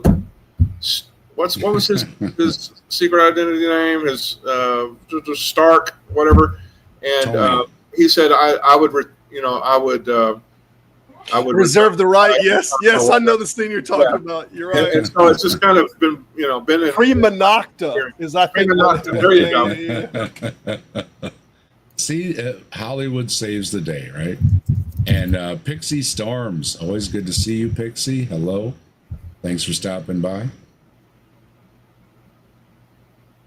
And my thing went. Okay, here it is. There we go. From Copilot. Prima nocta, also known as jus primi noctis, Latin for right of the first night with an N, refers to a supposed medieval custom in which feudal lords had the legal right to sleep with subordinate women, particularly brides, on their weddings night. Most historians agree that Prima Nocta was likely a myth. There's no solid legal documentation, refers in ancient texts. Come on, man. This gave rise to Braveheart, man. This is why William Wallace exists. I think popularized by the Braveheart movie. Yeah. I think Gilgamesh was famous for sleeping with all of the women in the town, especially before anybody else got to them. And he was hated as a monarch for it. Absolutely hated. Yeah, there's his story of Gilgamesh. What was the big female goddess of the time? Nina. I can't remember. Nanana. Right. The story was that Nanana was basically breaking the door down to sleep with Gilgamesh. You know, that he's so amazing sexually. So that there's a lot of this kind of ideology behind the character of Gilgamesh. He was definitely sexual deviant. If you want to know the rut that the Christians are stuck in this country, I've got a couple of videos here that I think are going to help explain why. Because it's called, let's see, this one's called "How We Know the Bible is Real," and I think that kind of goes with that question being asked, if the supernatural was real, right? And that's interesting question. That doesn't mean that the Bible is not reliable. It means it's proof that it's real. Because when it's not reliable, it's proof that it's real. Okay. You know, when you see the Bible in the hotel rooms, and when they practically throw them at you in 5th grade, we have this. I don't know if you've ever heard of the Gideons, Simus. Yeah. They're a volunteer group. They provide Bibles to soldiers and hospitals as hotel rooms, as well as when we were in 5th grade, they would stand at a certain point and try to give them to us, but there were so many little rules about where they could stand, what they could do, you know. But you can get a Bible anywhere. Everybody knows the Bible is real in the sense that there's really such thing as a Bible, and we know that there's texts, you know, from ancient times, you know, of the Bible, but the Bible is reliable for what? You know, Fox says it's reliable as a doorstop. Yep. Yeah, I think what this guy's talking about is the apparent contradictions. You know, and he's saying, look, we know it's real because it has this authenticity of several different eyewitness testimonies. You know. When people are real, they tell the story how it impacted them. When they're fake and religious, they say the same things. They wear the same haircut, they wear the same exact shirt, and they wear skinny jeans. And everybody has to do that. And if you don't, then you're not a part of our cool club. What the hell does that have to do with anything? I don't know. Well, see, that whole thing is what they were trying to bring in young people. That's what they're trying to do. So they brought in the music and the skinny jeans and, hey, I'm cool and hip like you, right? Trying to appeal to a younger audience. I don't know why he's against He don't like that. No, that's too new age. I don't like that. Too much change, yeah. Well, you know, I grew up, you know, everybody wore a suit at church, right? Women wore a nice dress or a pantsuit or whatever they wore, and men wore a suit. I mean, you dressed up for church, and they definitely dressed down the church standards. Even Hovind doesn't wear a shirt or a suit anymore. That's not how the Bible was written. John is a book that's written to everybody that says Jesus is God. Mark is a book that's written to Jewish people to remind them that he is the burden bearer. They tell the same stories, but they all kind of have a different view. How do we know the Bible is true? Stop right there. See, I don't have a problem with the argument of people are going to tell stories a different way. What I don't understand is divine intervention, where supposedly the Bible is from God somehow. So God's either speaking to you or working through you to write down different stories. That's where it doesn't make any sense to me. So if you're going to, again, keep it in reality where people wrote it, okay, I can agree. When you're going to then also say, but it's divinely inspired, whatever that means, then it brings in the question of, well, then why is it different if God is telling you what to write down? See what I mean? Yeah, it gets so much trickier than that. You know that the Tetragrammaton or any reference to Yahweh or nothing is actually anywhere in the New Testament. We actually don't have a reference to that. They just use in the Greek, they use ton theon is all they use, which is the God. And then when in the Greek culture, I mean, Zeus was referred to as ton theon or the God all the time. So when people are looking on this religion and they're just saying God, you know, and they're not specifying their own religion, many people are converting from this and coming into Christianity and don't even know that the primary God that they're talking about is not Zeus. So this happened a lot. I mean, there's not Philo. I'm trying to think of the other philosopher at the time that talked about this deception. But yeah, there were a lot of people that were hearing this story, and unless you were a part of the intelligentsia and you read a lot, you wouldn't know like the citations of the Hebrew text or whatnot that they're referring to, because this is the only way you could know they're not talking about Zeus when they're talking about ton theon or the God, that they're talking about Yahweh, because they never use the term Yahweh. They very specifically kept it super generic. Yeah, Scott Duke mentioned the Gideon's coming. Hugh Ross has that little Gideon Bible he has in his pocket all the time. He said they came into class or something. They weren't allowed to really do anything, but they could just like set the box there, you know, and you could like help yourself, you know. And but yeah, he's still got that thing in his pocket. So yeah, it is what it is. I don't give people a hard time when they're supposed to be out, you know, knocking on people's doors or passing out Bibles or pamphlets or whatever. I really don't have an issue as long as they're not trying to push anything on anybody.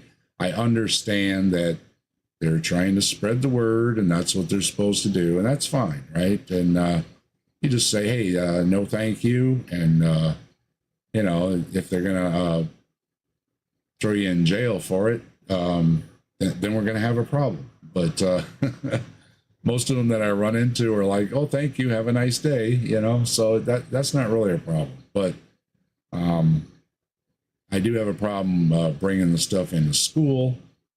But as far as, you know, passing them out and in the hotels and all that, and, maybe it's cultural or something, but I don't think it's that big a deal. I know people would disagree, but we do have freedom of religion here. Not everybody's in this country, but in this country, you know, we do have freedom of religion. So I have to speak up for the religious sometimes because it's a double-edged sword, right? I have my freedom to say I'm not religious as much as they have their freedom to say they are religious. So I have to stand by that culturally, even if I disagree with the religion. Yeah, I'll go to bat for their right to maintain that. Yeah.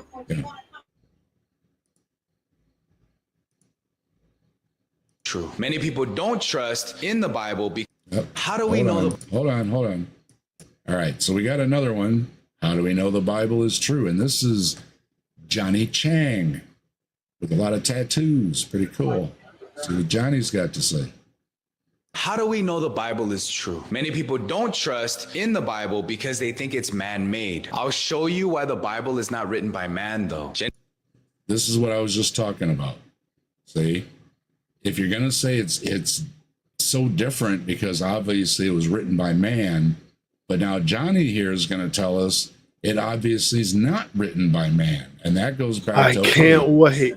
Yeah, maybe we'll get some divine inspiration explanation here. This is what I'm looking for, Johnny. I hope you deliver.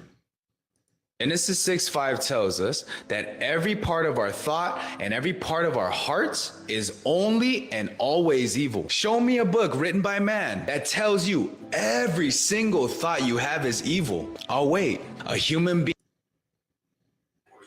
Wow, I thought I heard some dumb ones. I'm at a loss for words. A book that tells you you're bad. All right, we'll have to hear some more. I'm not following. Being can never think or write this way. Only God can say something like this because he is the standard of good, which... Oh, this is like This is like the Quran argument where no man can write a book like this. Yeah, no, it's worse. It's worse. It's worse. Yeah. This is the kindergartner you level. Can't have you can't have morals unless you have God, because God is the grounding for all morals. Yeah. Argument, and like okay, but problem of evil is not just to do with thoughts in you, thoughts that people think, right? So no, you can have natural evils. Like, go on, explain why God gives whatever it is, cancer to children. Yeah, I mean, I think people come up with this all the time. What was that lady that said leave Britney alone? Did the whole crying thing, talked about how evil people were. I think if that lady on that meme can come up with people being evil, I don't think you need to be supernatural to come up with that. I think that was a guy though. Oh yeah, you're right. Well, yeah. Serbius has a question for the captive desk. Question for an atheist. Why are atheists wrong all the time? We just can't help it. It's when you become an atheist, you're just wrong all the time. Hold on now, because I was watching Number Block, which is a kids math video channel on YouTube with my grandson today, and they flashed the question, 8 times 8 equals, and I guessed 64. So I was right. So therefore, atheists are not wrong all the time. So there. I stand corrected. Yeah, I think it's a poorly worded question, that Seb. But there you go.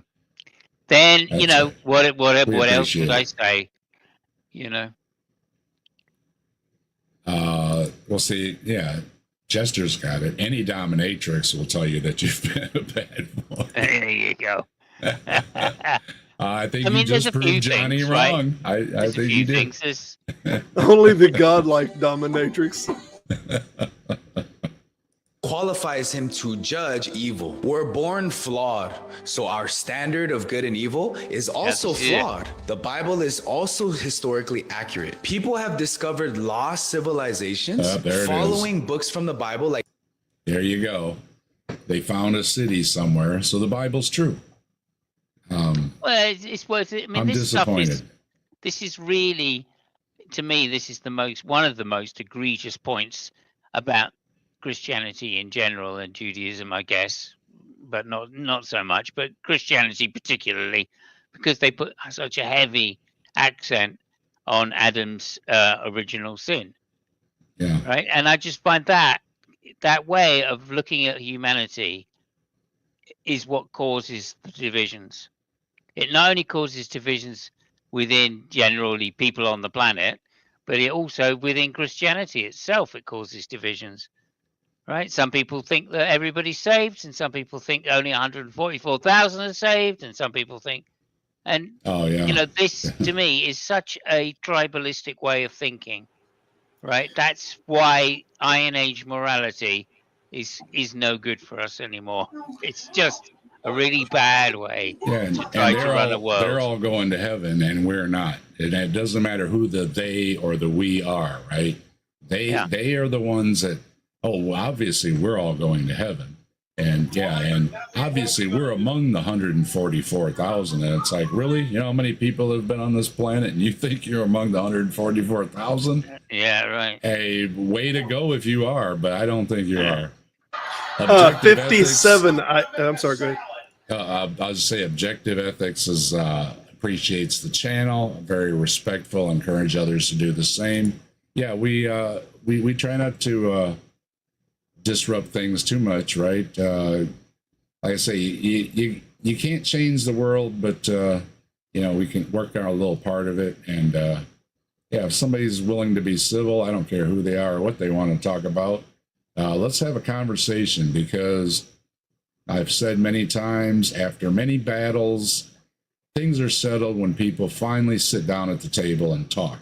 So I think all the years of saying you shouldn't talk about certain things have not been good for society. I think we should sit down and be able to talk civilly and agree to disagree. That's fine. But yeah, let's talk more. And Hey, Dave, I got a bail, man. I'm going to get off here and watch a movie with my wife. We're about to start one up. I did want to give y'all a challenge, though. 57 AD in from writing of Paul. First time that the ideal of original sin ever showed up. Dare anyone find the ideal of original sin or sin being associated with Adam before that book in 57 AD from Paul? I'm out of here. Y'all have a good one. All right. Thanks, Skeptic. So, well, there you go. And that's the problem, right? Things that are cultural, right? They're what goes around in your church or your area, and that again, broad sweep of Christianity, all the denominations, all the different ideas on what it is to be a Christian. It's not my fault. I didn't do that. I'm just pointing out that. Well, if you all would agree, maybe you would have a better point. And another thing I point out to any religion is you're not a majority of the planet. Christians got the best at like 2.5 billion. Muslims have about 2 billion. You're still a minority. If you're however many years, 1,500 for Islam and 2,000 or 4,000 for Christianity and Judaism, you've had a long time. And you still haven't convinced most of the world. So you can blame whoever you want, but it seems to be back on your beliefs and your God, so-called, that are to blame because it doesn't seem to be working over thousands of years. And you would think if the idea was to bring everybody to whatever God, that God wants everybody to be saved and all these things they say, you would think it would be a little more apparent to more people, but it's not. There's Missing Mod. We were believing just for you, Stephanie. Good to see you. Thanks for stopping by. We had a bunch of folks that were believing all over the chat. You got a lot of fans, Stephanie. Hi, Mod. Guys, I gotta get up and go babysit the grandkids tomorrow. So I'm going to have to bail so I can get a little rest because I need lots of rest because I also kept the grandkids today and they drove me crazy. So sometimes Grants can be an old grump and it's because of him. Well, thanks for stopping by, Scott. Very much like Yahweh. Yeah, exactly. All right. And we'll talk to y'all later. I'll talk to you soon. All right. Well, Johnny, you're a disappointment. I was hoping for more. What you got left? A couple seconds. What do you got left? Like 1 Kings and 2 Kings. It's also accurate with prophecies as well. Oh, no, not prophecies. Yeah. Oh, well, no, Johnny. Look, it says before the end, there'll be rumors of war and shit. Right? So, I mean, there are rumors of war. So maybe this is the end. Yep. Well, Johnny, you're a disappointment, man. But if you don't read, you won't see. This Bible changed a gang member like me from living in misery to loving through ministry. We're here with John MacArthur. All right, stop. Now, see, that brings up a good point. All right. People have a difference of opinion on whether you should go to AA to get help and stuff. And I say, live another day and we can talk about religion then. Okay. Others have the opinion where they don't like the religious aspect of AA. Mike says, he owes a lot to AA, and they have a secular version, but it is religiously based. So yeah, is there a greater good to go to a Christian rehab of whatever type it is? I think so. I think if you can get your life straight, that's a good thing. But this is also on an individual thing, right? He's trying to say, because I had it tough and I got out of it, that this is the answer for you. And I think that's where the problem is, right? I don't need your answer, right? You need your answer. Whatever worked for you, good for you. If religion or whatever got you to be a better person, It's hard to argue against that. Okay. But now you're going to tell me this is what I need. See, now we're going to have a problem. All right. So, Johnny, hey, I'm glad, I'm happy for you, man. Really. Being in that lifestyle, I've heard that, you end up either in jail or in the ground, right? It's not a good life to be in. And if you got off the street, you got straight, good for you. But I don't need that. Okay. So it doesn't apply to me, and it doesn't apply to most other people either. See, this is something that's personal, and that's okay, as long as you keep it that way. But I think you're trying to push it on me because it worked for you. And that's the gray area. However, good for you, man. I'm glad you're happy and straight and whatever, you took care of your life and all that. That's great. But yeah, just don't push it on me. And well, why is it doing this? It's true and acceptable. You clicked on it. That's all. Go back. There we go. Okay. Stop screwing with me, internet demons. All right, we got one more. How do you prove that the Bible is true? And this is John MacArthur. That's the one that just went belly up, I believe. Let me oh no, I do have one more. Okay. What time is it? Yeah, we got plenty of time. Okay. Let's see what and of course, Simos, you're getting tired or whatever, I understand. And whenever you go on drop out, that I got a cup of tea in front of me, so I'm all good for a little while yet. I don't plan on going all night or anything, so don't worry. That's good. I just yeah, I'd like to get through a couple of these Bible ones, and I think I'll be pretty happy. Yeah, so. Let me do this one this time, and we're all good, Yeah. Okay. Grace to you. How do you prove that the Bible is true with John MacArthur? All right, here we go, John. Last John didn't do very good. You better step up. I don't think he's going to step up. We're here with John MacArthur to ask a few questions that you have asked of him. So, John, you ready for some questions? I am. I love to answer questions. One of the things I've done through the years is try to answer the questions that our listeners and our viewers have asked, so I enjoy it. Well, they have a lot of them. Debbie from Colorado Springs. Mm-hmm. She writes, in Debbie, a world where... Yeah, I remember Debbie, too. Oh, yeah, Debbie. Everybody remembers Debbie.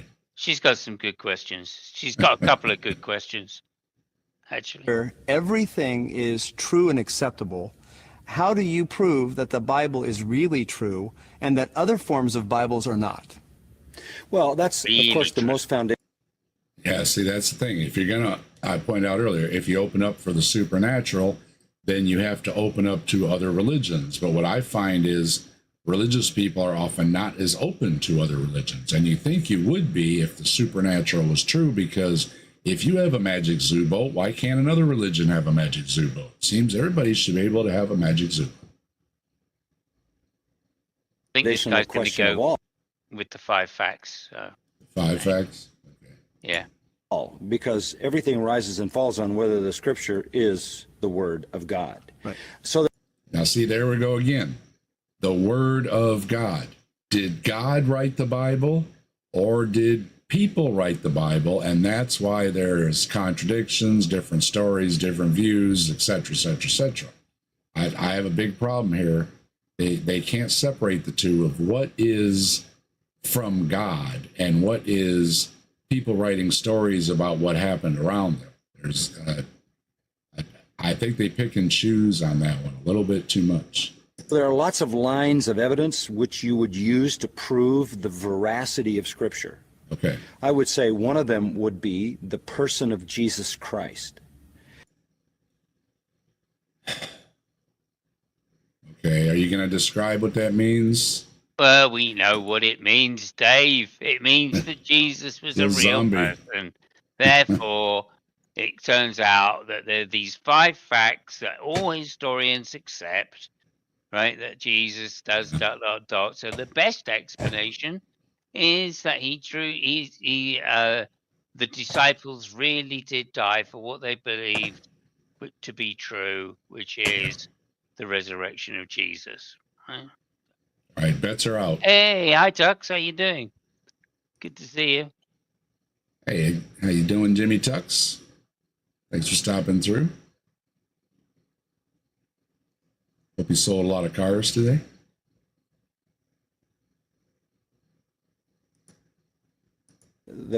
The presentation of Christ in the Bible is beyond human invention.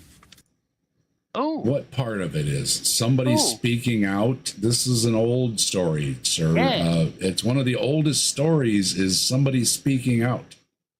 Oh, this is great. This is great. This is the Quran argument. Yeah. Is it? Yeah. Oh, yeah. Oh, yeah. Yeah, it is. Yeah. Okay. I wonder if he's talking about Allah. Terrible argument. Oh, it is. Yeah, I bet he ain't. We live in hope. You remember that they said of Jesus, no man ever spoke like this man spoke. Mm-hmm. His word. What are you talking about? Where does it say that? Where the fuck does it say that? Know. Nobody spoke like Jesus. Lots of people spoke like Jesus. Well, we don't even know. We're not even sure what language Jesus spoke. Some people think it's Greek, and some people think it's Aramaic, and some people think it's Hebrew. But a lot of religious, whatever you want to call them, prophets or teachers or whatever these people were in religions, were often people that were speaking out. And Jesus didn't like some of the things that were going on. He didn't like some of the things in the religion. He didn't like some of the things in the government. He didn't like seeing the poor people. And Buddha spoke about the same things, right? He couldn't understand why somebody would have plenty of food and somebody else didn't. Okay, it's a good argument to him, I guess, but it makes absolutely no sense to me. Words are just beyond all human philosophy. How do you explain Christ? So no one. Yeah, I did hear this on the Muslim channel that nobody can write a book like the Quran, therefore it had to come from God. So now we have the Quran and the Bible. So here we are again, using the same argument. Yeah. It's like I always think of the Life of Brian thing where he said, oh, what did he say? Oh, blessed are the cheesemakers. Yeah. Yeah, that's the thing too. They didn't have great audio systems and microphones and and nice amphitheaters and all that, right? Yeah, it was somebody yelling on a hill. And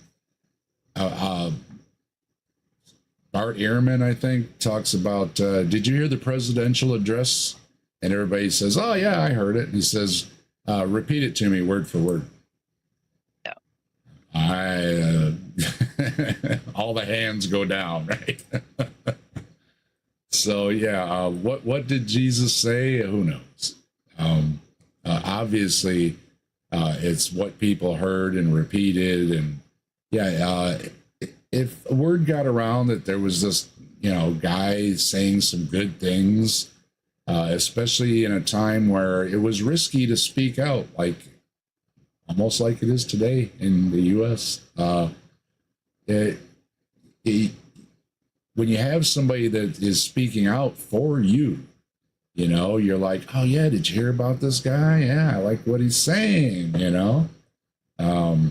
but it doesn't get you to the Bible. And as we both just said, it goes right to the Quran too. So, okay, you're about halfway through here, John, and you're not doing any better than Johnny did. Would have made him up. No, it couldn't have made him up. How do you explain his resurrection with 500 eyewitnesses? Well, first of all, people resurrecting from the dead is also not a news story. And Apologia has narrowed it down to, I think, 2 people.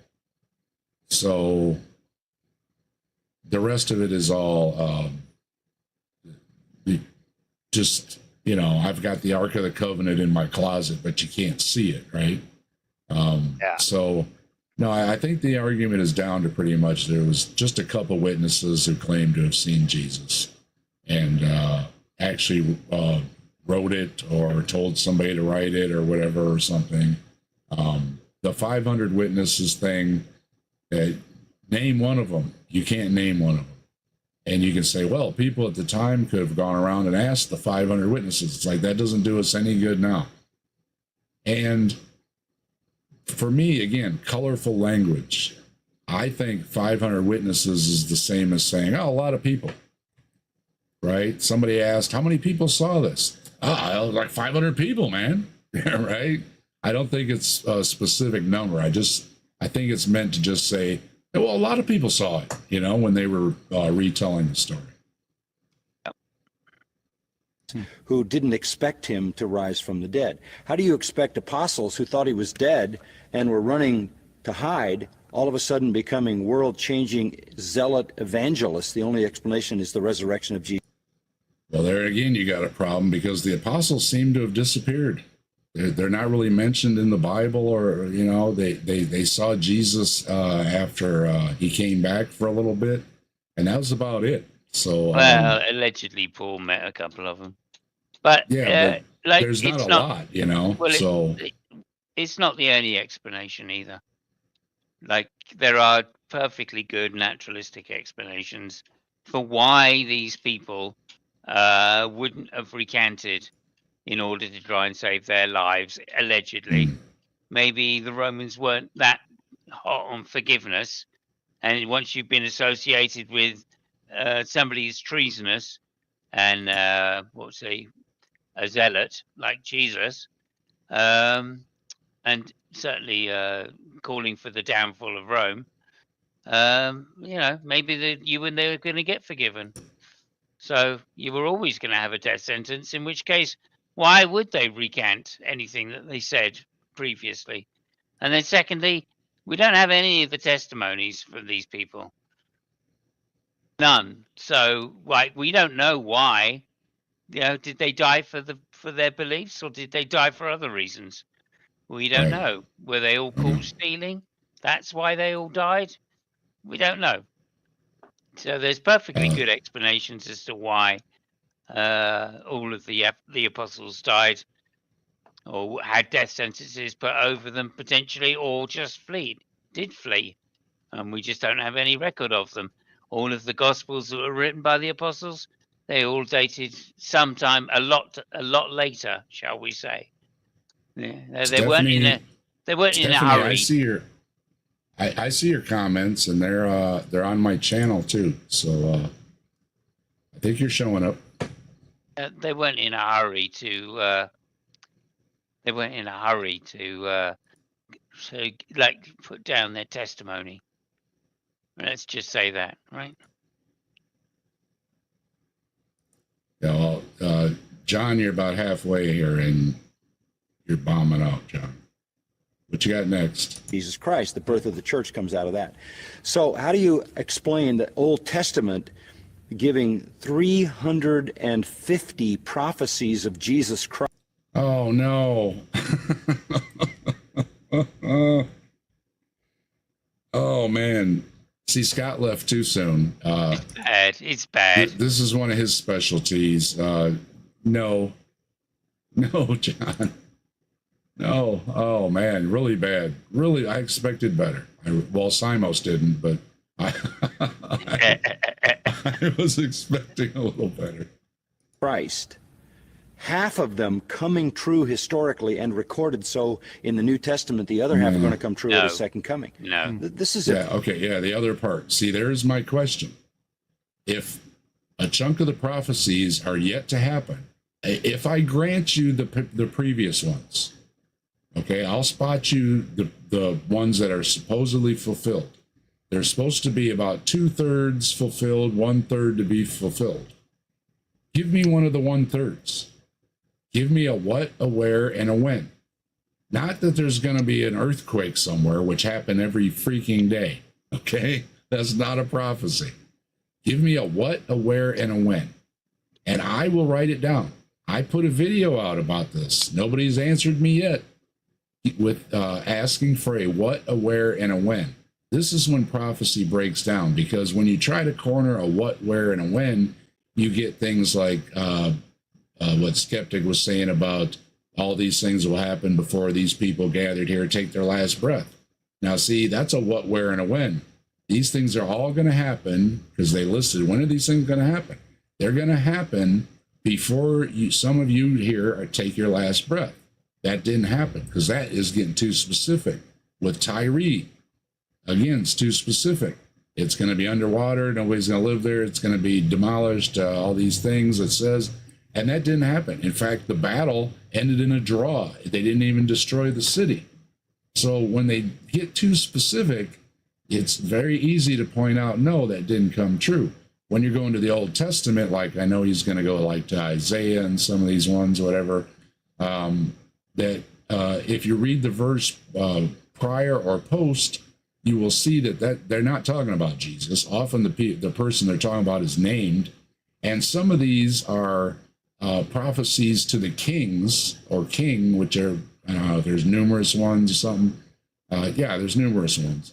There's these prophets that are advising the kings on, are they going to win these battles? When's a good day to go to the battle? And I think a lot of that falls into hits and misses.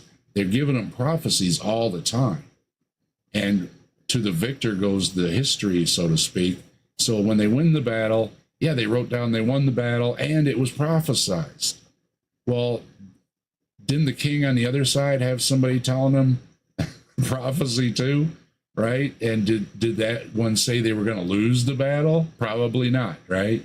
So prophecies in the Bible, we can go up and down the list on how wrong and bad they are, and or apply to that time about certain people, like the prince of a king is going to be born and things like this.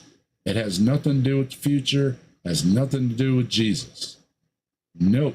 John, terrible. I mean, I know these, and I know somebody better than me could really tear them apart. These are just terrible, terrible arguments that makes the Bible true, or whatever it is.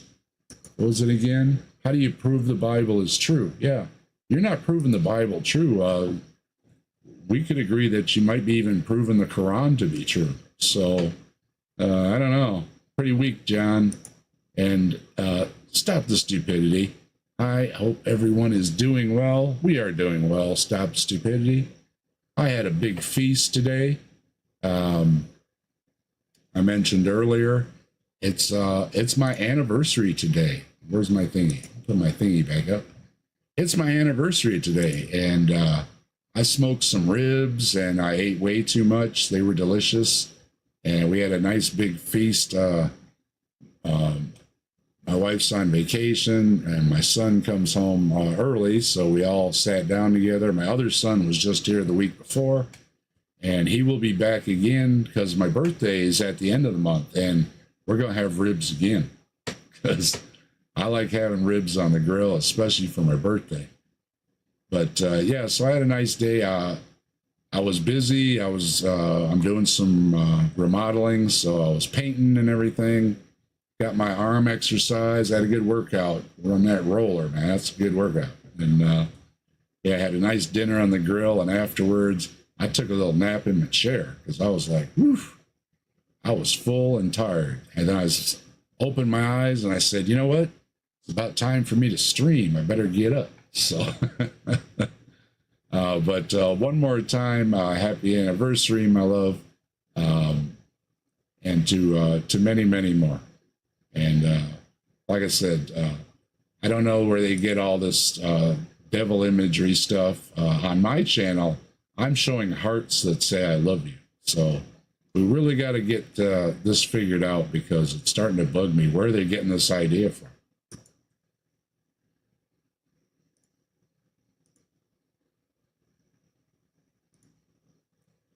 A very, very powerful apologetic for Scripture. Another one you would use is science. When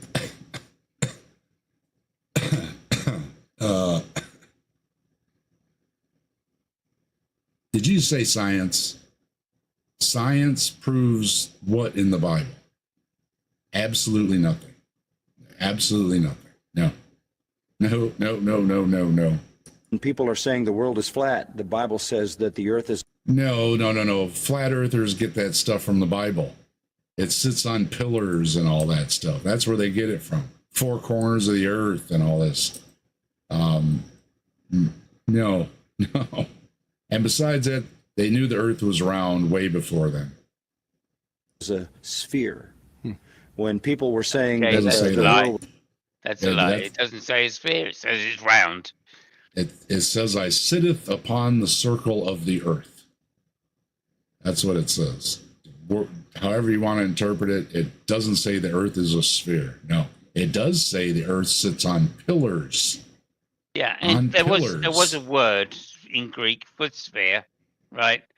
So if they thought it was a sphere, they would have used the word sphere, not the word circle or round. Oh, John, you're doing terrible. Maybe this is why nobody came to your thingy. Yeah. Was floating in space. The Bible says it turns on an axis like clay to the seal. It rotates on its own axis. No. It doesn't say that. No. John. I mean, even look at the look he's getting. I mean, he's getting a look like that's not in the Bible. I think the interviewer is with us. You're full of crap there, John. The Bible says the stars can't be numbered in a day when scientists had counted 1,023 of them. And now we know they can't be numbered. So there are. They've got an estimate of how many stars are in the known universe. But that we don't know because that's only the known universe. Yeah. The stars can't be counted. We're going to go right back to colorful language. I mean, when you look in the sky, yeah, try to count all the stars, right? It's colorful language. It doesn't mean anything. This is not science. And he doesn't give a number. Now, if there was a number, right? If it would say, hey, there's 50 billion trillion stars out there, or some kind of number with exponents, they like the exponent numbers. Give me an exponent number of how many are out there. It just says, oh, there's a lot of stars out there. Well, yeah, thanks, John. I mean, thanks, Bible. You didn't answer anything. You just said look at all the stars out there. I can do that too. Are scientific things. You can look at archaeology, and you can. Oh no, there it is. Compare the history of the scripture with what archaeology has discovered. You'll find precise conformity to those facts. No, you won't, because when you actually look at things like the Exodus, and there was no mass Exodus, right there, nope, historically inaccurate. So I can go down a list of things, but there's one that's good enough that destroys your historically accurate. And that's one of your big ones. I mean, Moses and the Red Sea and the living in the desert, and that's when all the stuff came down, and the golden calf, and you've got a lot of stuff in there. Nope. And one other one, and I would say it's the defensive experience. The Word of God does what it says it will do. It transforms lives.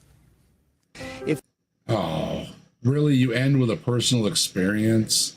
Come on. I just said with Johnny, that same thing. It's like, hey, good for you with your personal experience, If you got off of drugs and alcohol, or out of a gang, or out of a bad relationship, or out of a cult, or whatever it is, hey, good for you, but it doesn't apply to anybody else. And he's using the personal argument that, well, there's people that it's helped, Well, there's people who claim the same thing with other religions. People will claim, they found themselves in Buddhism or Hinduism or, Islam, Judaism, Andan Jainism, Sikhism.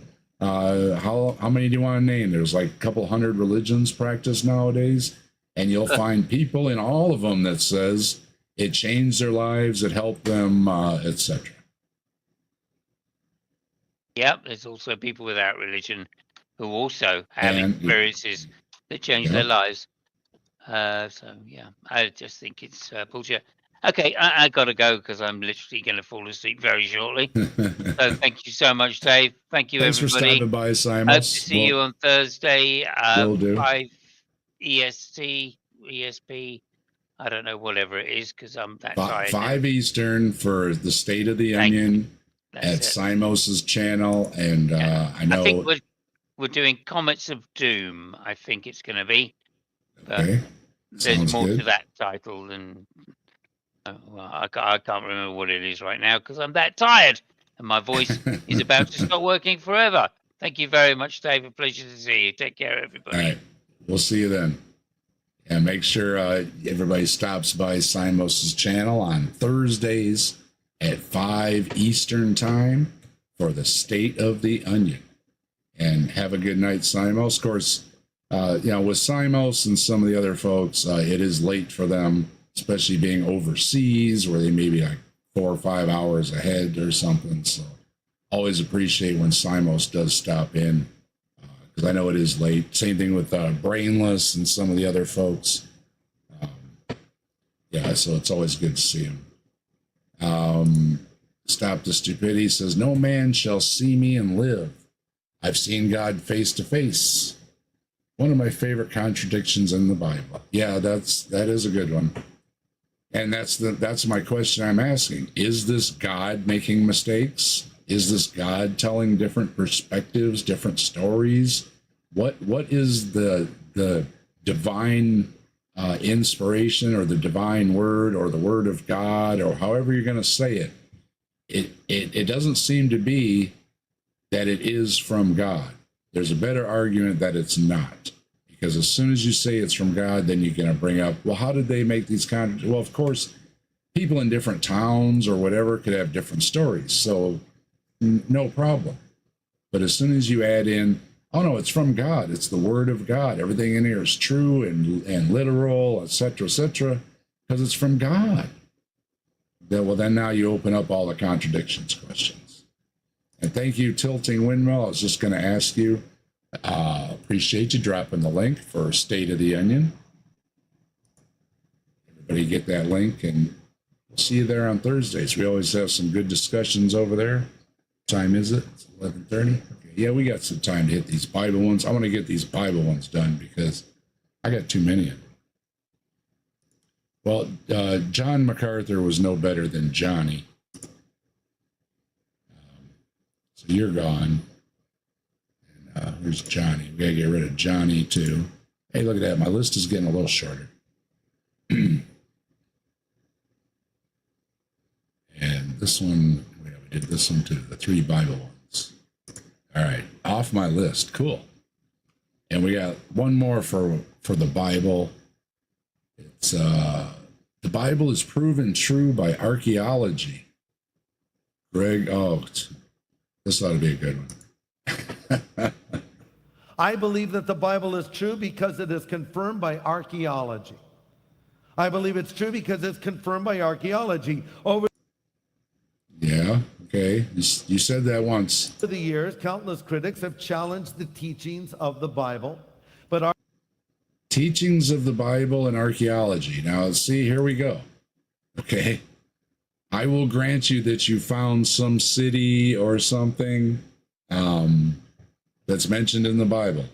But as often is brought up, Sherlock Holmes mentions places in London, England. Okay. It's still a book of fiction. Naming some places doesn't mean anything. And a lot of books name places. So the archaeology thing is a weak argument because you don't have archaeology for Jesus. That's the thing that's weak. You don't have archaeology for Moses. That's the things that are weak.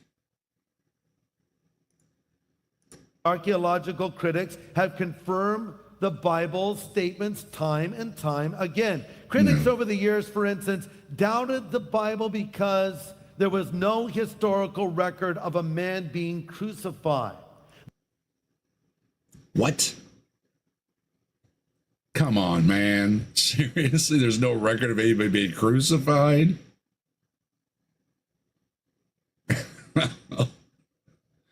Okay. You can believe that. Hey, Hill Hugger, how you doing? A smart God would just upload their religious text straight into our brains, like learning Kung Fu Matrix style. Yeah, that's similar to my argument. I mean, if a God exists, we would just know it exists, right? You wouldn't need all these people telling you about it. You wouldn't need all these religions and everything else. I think even Missing Mod said that religions are a problem, and I would agree.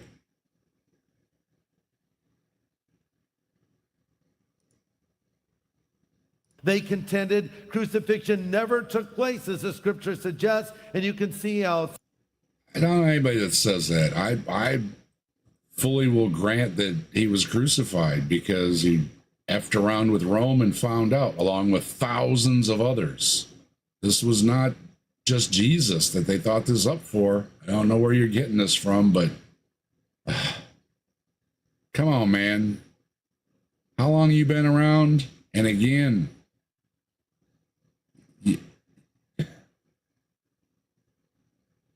how does a pastor say these things?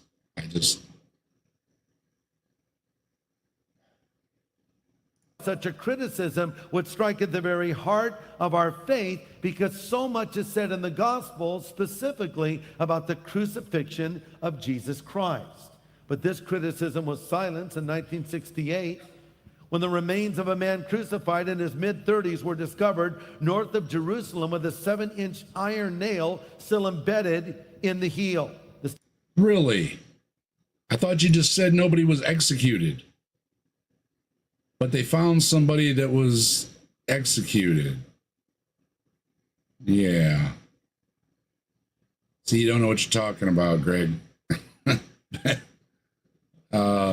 If you effed around in Rome, you found out. They didn't mess around, okay? They put you up on a stick. And you just proved it. They found somebody else. And you can't say it was Jesus because you don't think it's Jesus. You sure don't think Jesus was dug up out of the ground with a nail in his heel. So somebody was crucified.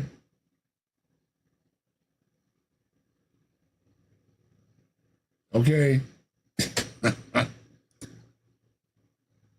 Yeah, so the Romans didn't crucify people except one. Yeah. I don't know where he's getting that from. I've never heard that before. Hello, Tori. Welcome back. I tell you, you made it home okay? About your going home time, I think.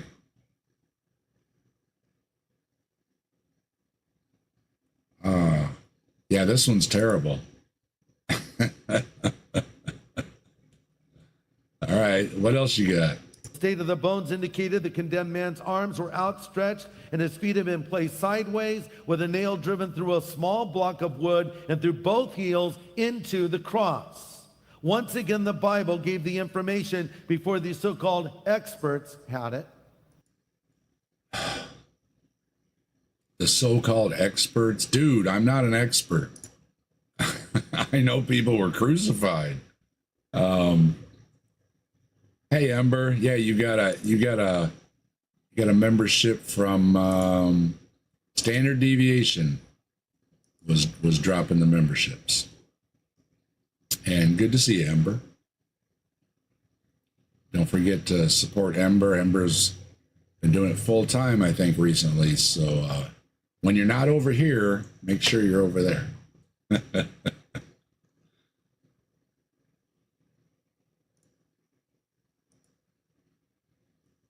And Ember's dropping emojis.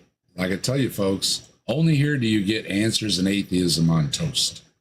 So if you want to join in on the emoji fun, you can hit the join button below. You also get all the membership perks, early access, member streams, all that kind of good stuff. And of course, every tier you get up to, we get more emojis. So more members, more emojis. So spread the word. Anybody that likes emojis, send them over here. We got the emojis.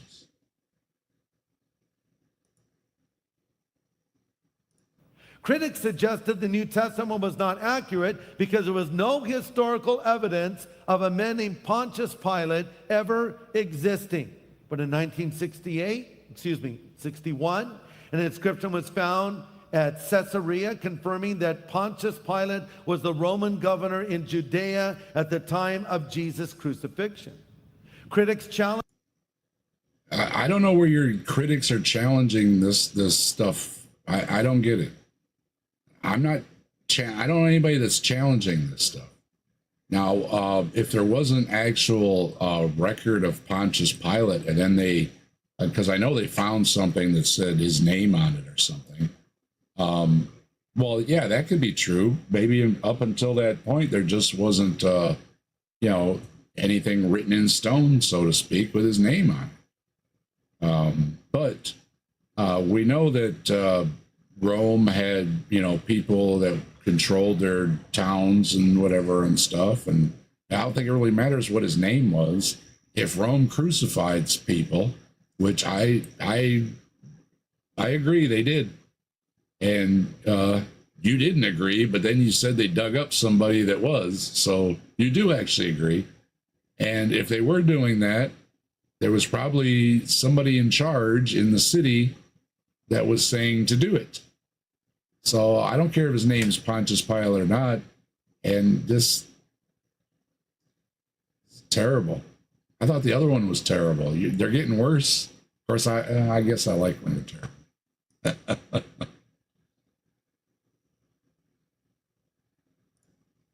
Challenge the teachings of the Bible because there was no record of a man named Caiaphas being a high priest existing. But in 1990, the tomb of the high priest Caiaphas was discovered. I don't care. Who cares? This again, we mentioned earlier, even if Jesus rose from the dead, you got a long way to go to prove the rest of the Bible. I think it's called the Hitchens razor or something like that.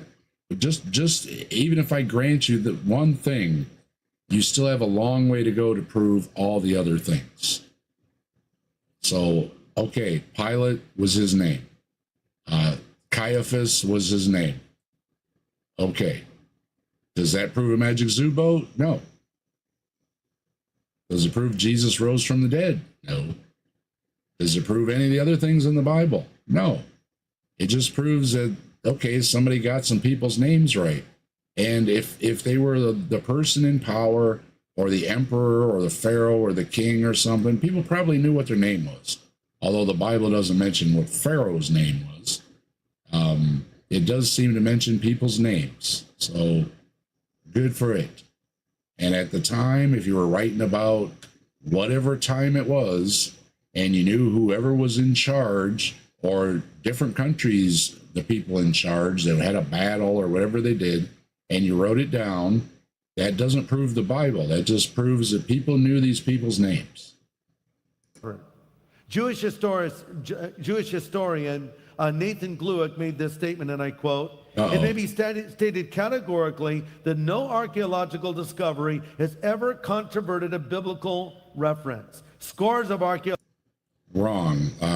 I'll bring it up again. Mass Exodus. There's no evidence of it. There's nothing in the desert, nothing in Egypt. So no, it's not historical. So that's all I need. It's not historically accurate. Stick a fork in this one. It's done. I thought the Johnny and the John was bad, and now we got what was his name? Greg Laurie. Yeah, I've seen him around somewhere before. Must have been giving another terrible sermon or something. And there's another one. So the Bible is proven true by archaeology. No. There have been some places found. I saw a documentary on the city of David being found, which is, I'm a Dave, right? Apparently they found it, and King David is mentioned in the Bible. It also was easily overrun by the Egyptians without a fight. Doesn't seem to be a great empire. Seems to be the story was exaggerated a bit. Surprise. But that they found a place that says this is David's village or town or whatever. Okay. I don't have a problem with it. But it's not proving the supernatural claims in the Bible. You're making the big leap. I cannot make that leap. I will grant you all kinds of things out of the Bible, including putting people on sticks. Doesn't prove the supernatural parts of the Bible. And it certainly doesn't prove other parts of the Bible we know that archaeology says did not happen. So you want to have it both ways? I'm going to give it to you both ways. There are things in the Bible that probably existed and happened. There's things in the Bible that didn't exist and didn't happen. So you're out of luck, even if it's just one.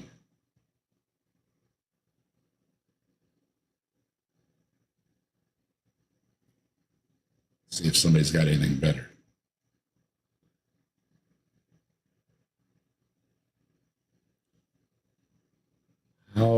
How do we know Scripture is history? We'll try this one. I think it's going to be another dud, though. I bet a lot of people are wondering how to know. Hold on. All right, how do we know the Scripture is history? By Caleb's anthropology. All right. Caleb's going to set us straight. I'm all for it. Yeah, that's the thing, Tilting Windmill. And you're welcome, Ember. Wish you all the best luck, as always. Yeah, I like to bring up Magic Zoo Boat, and I think that's all I need to disprove the Bible's supernatural claims. And the same thing with the mass exodus. I can take apart the history claims, as well as there ever being a Moses or any of these other people that do not seem to have existed. Objective Ethics says we have the evidence for King Darius and Xerxes. Daniel claimed Xerxes was the father of Darius, but Daniel got it backwards. Darius was the father of Xerxes. Yeah. And, you know, I don't have a problem. People can mix those things up. But we've watched videos that say it has to be from God, inspired by God, written by God, the word of God. But at the same time, well, the errors in it are because people wrote it. No, you can't have it both ways. It's got to be one or the other. You know it, Jester. Yeah, both ways. More. Upside down, backwards. I've seen the Kama Sutra.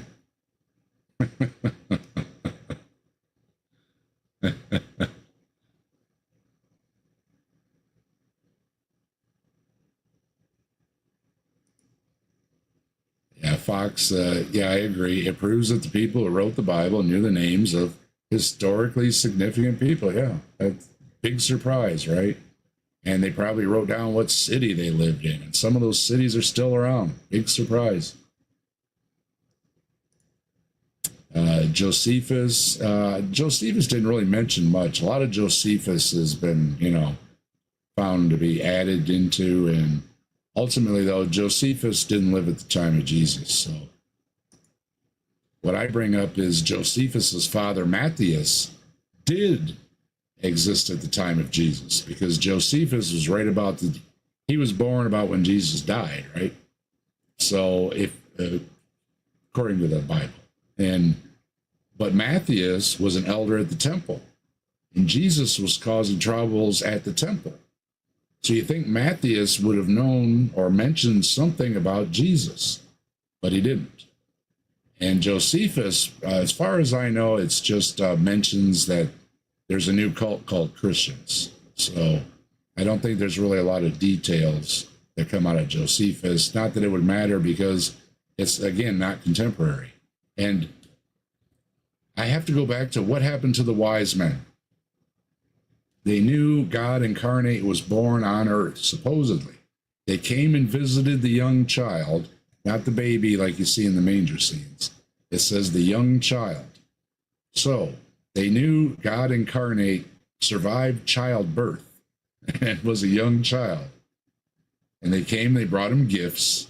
They were so happy that God incarnate was born. They saw it in the stars, it's in the tea leaves, whatever they did. And that was it. They never hung around to see what God incarnate was going to do, or what God incarnate did or said or went.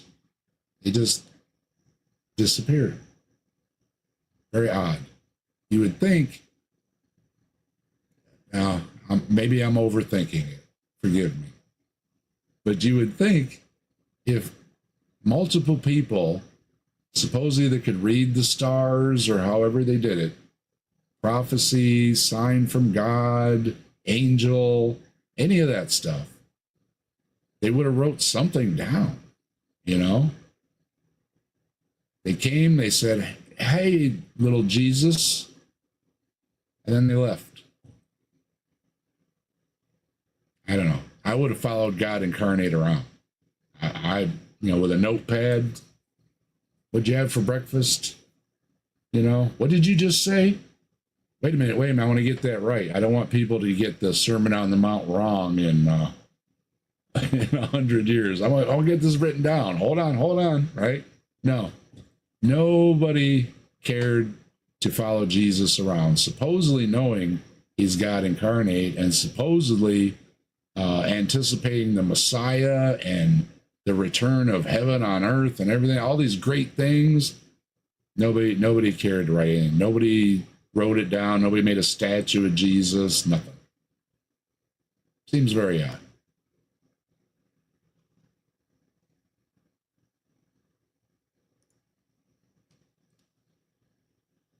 But this guy with the nice hair and everything, look at that. Looking good. Fix the eyebrows a little bit, but looking good. I wish my hair was that thick. Not as thick as it used to be. But Caleb here has got, how do we know the scripture is history? Well, we already determined it's not, but we're going to give you a shot, Caleb, just because. I really like your hair. I bet a lot of people are wondering how to know if the scriptures are historical or not. And maybe you wonder how you could explain to other people how you know that the scriptures are true. Scripture and man's history are two competing narratives of the past. Just as if you... Why are they competing? Again, is it from God or not? Have a friend group and they get in a fight, you might get two different sides of a story. Yes, you get two different views, two different stories, many authors of the Bible, different perspectives, different countries, different times, telling different stories. Fine. That doesn't make it from God, doesn't make it God's word or divinely inspired. Because then you raise the questions of, why did God goof? Story, and you have to figure out who's correct. What you find if you've experienced that before is that often the person who's in the wrong remembers things incorrectly. This supports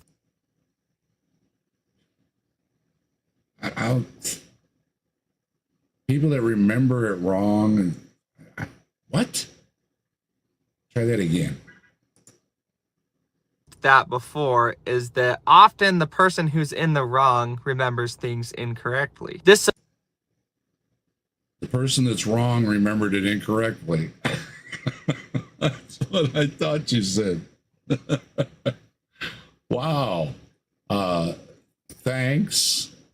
Yeah, the person that got it wrong is wrong. Good one. Tilting windmill, dropping the emojis. Thank you very much. And yeah, all you members, new members, wannabe members, soon-to-be members, feel free to drop emojis. I don't mind if the chat is filled up with emojis. Yeah, Fox, that's why I had to rewind it. If you're wrong, you got it wrong. Pretty much, yeah. If I didn't remember something right, I was wrong. If I thought it was Tuesday and it was Monday, I was wrong. Yeah. Captain Obvious, right? supports the idea in Christianity that sin affects our very perception and our ability to remember things correctly. So when I got a bad grade on a test, all I had to do was blame sin? See, they always told me I had to study more and all this kind of garbage. Who knew? Man, you got it made. All you got to do is say it was sin. See, there's lots of advantages of having this religious stuff. I don't get to do that. We can extrapolate further from this that the most pious people are going to have the most accurate perception or view of history. And what? The most pious, because you're very religious, you're going to remember history better? That doesn't follow. I don't see. I want some numbers. I would think, if anything, you would be more biased to whatever your religious leanings are. I don't think you would get it more accurate. I think that if you're pious and you study your religious texts, that you could possibly be, well learned on the Bible or whatever your text is. I'm not getting how you'd be better on history just because you're religious. Interesting idea, but I don't think I follow you, Caleb. And this is exactly what St. Justin Martyr's scripture is believed based on. The piety of the people who wrote it. Oh, so if you're pious, then it's true. And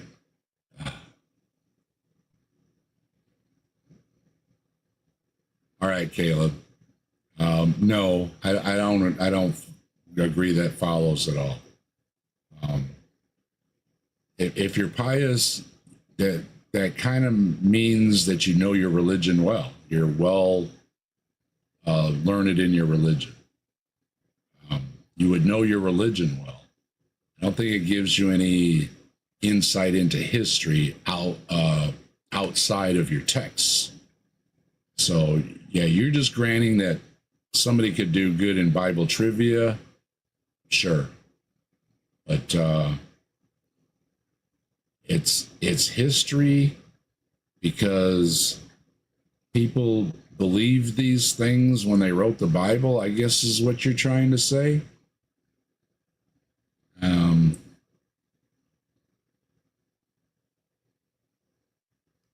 All right.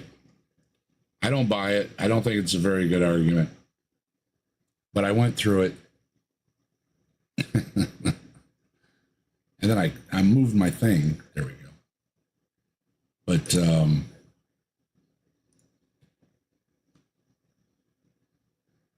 being pious means your book is better on history. Nope.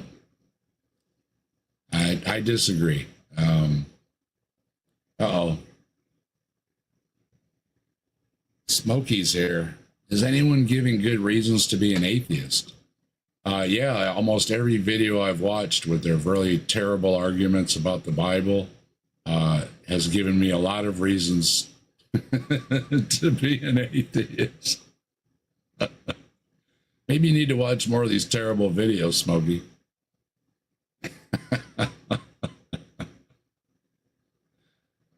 Oh my goodness.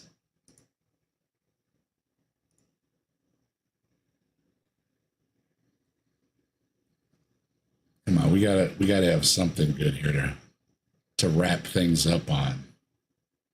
Oh, let's see.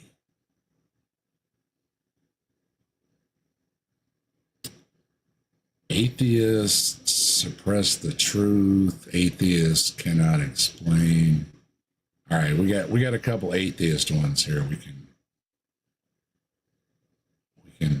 Oh no, I'm not even gonna get into that. Nothing about the shroud tonight. Sorry, Summon Otangelo. The atheist does. Oh dang it! Don't do that. The atheist does. Stop! Don't move the buttons. Okay, thank you very much. Atheists suppress the truth of God. Uh-oh. I've heard that before.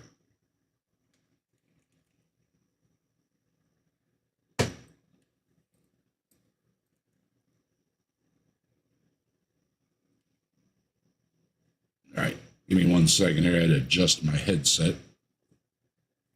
Bothering my ear. All right. Tangelo is Kermit the... yeah. Well, we can agree on that, Smokey.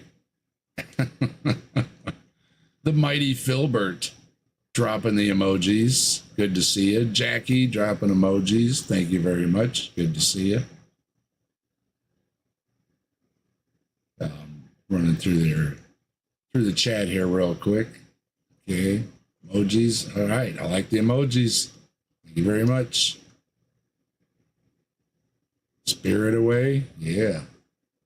Yeah. Mighty Filbert here too. We got all the best people stopping through. Always appreciate everybody dropping by. See if we can find a good one here to wrap things up tonight. Atheists suppress the truth of God. Yeah. The atheist does know that God exists. No, an atheist doesn't believe God exists. That's what the word means. They have just suppressed the truth of God in unrighteousness. Yeah, okay, you're reading that crap out of the Bible, and it means absolutely nothing because you can't tell me what I'm doing that's so unrighteous. Far as I've heard, and this is from some Christians, it seems that I'm doing all right. I don't need God, and something about Jesus with the sick or something like that. I don't need Jesus because I'm doing all right. So, doesn't apply to me, it seems. And truth be told, people are not seeking after the truth of God's existence.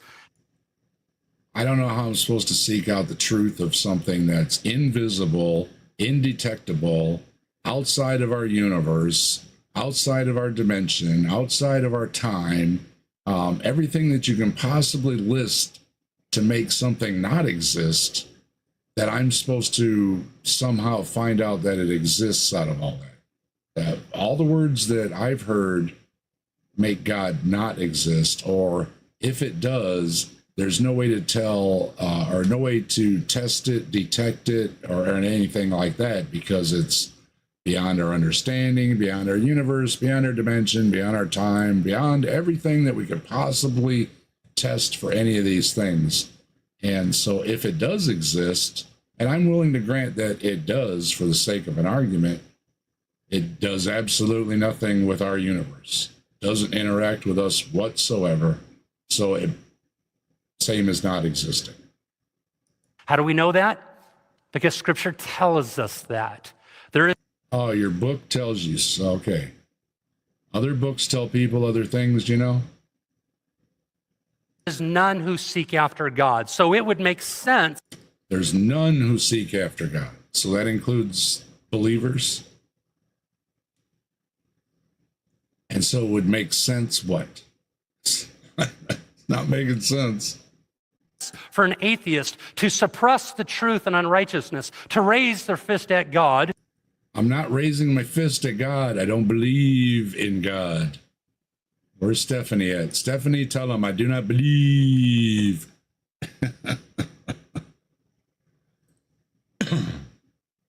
Hey, Mark, how you doing?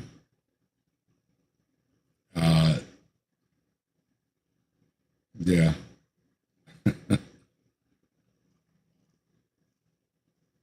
Yeah, you know, Smokey's trying to keep up on things, I guess. I've heard things too, Mark. So, yep. Anyway, oh my, yeah, this is a good one. We have to remember that the mind of the atheist is at enmity with the mind of God. Atheist doesn't believe in God. I mean, I don't know what the hell you're talking about. That truth must be the foundation by which we adhere to anything theologically. Well, then again, then all religions are true. That can't be. So it doesn't make any sense. It only makes sense in your mind where you're only seeing one religion. But as soon as you apply any other religion, and there are hundreds of them, probably thousands of them, and more lost to time, that would all say the same thing, and they can't all be right. They can all be wrong.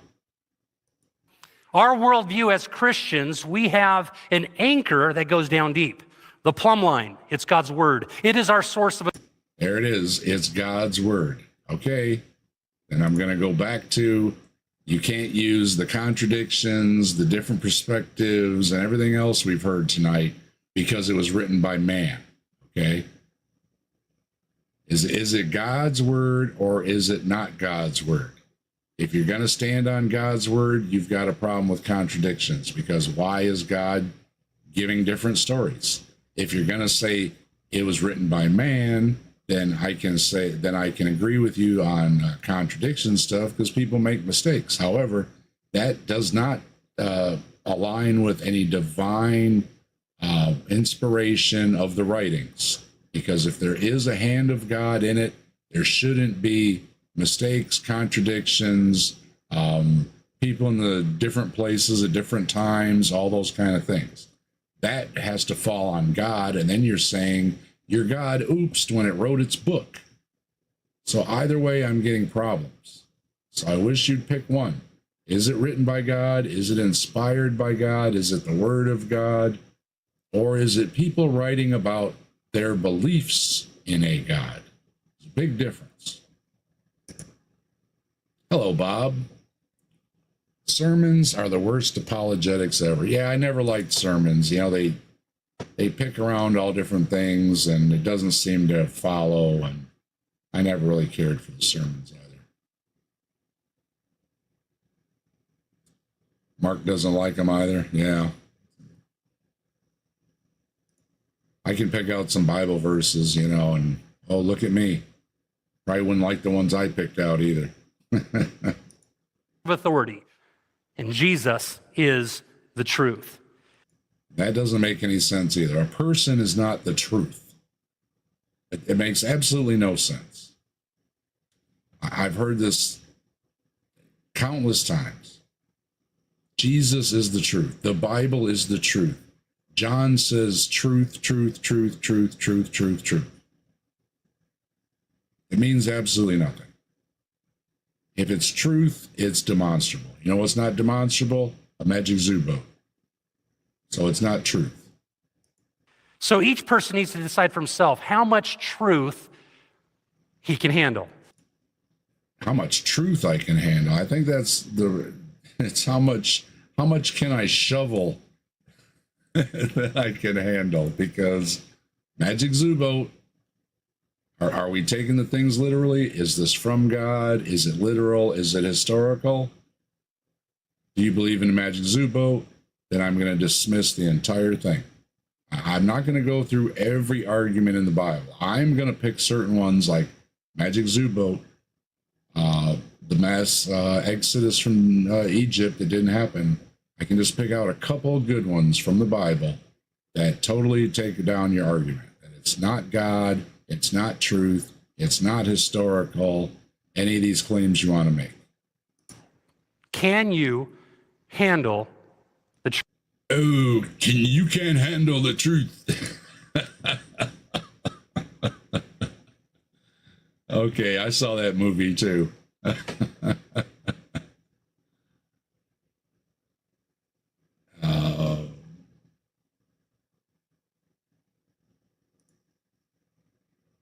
If you forgot to bookmark it, it's one of my useful links Ember, which y'all should have bookmarked already. Here you go. We bookmarked it. All right.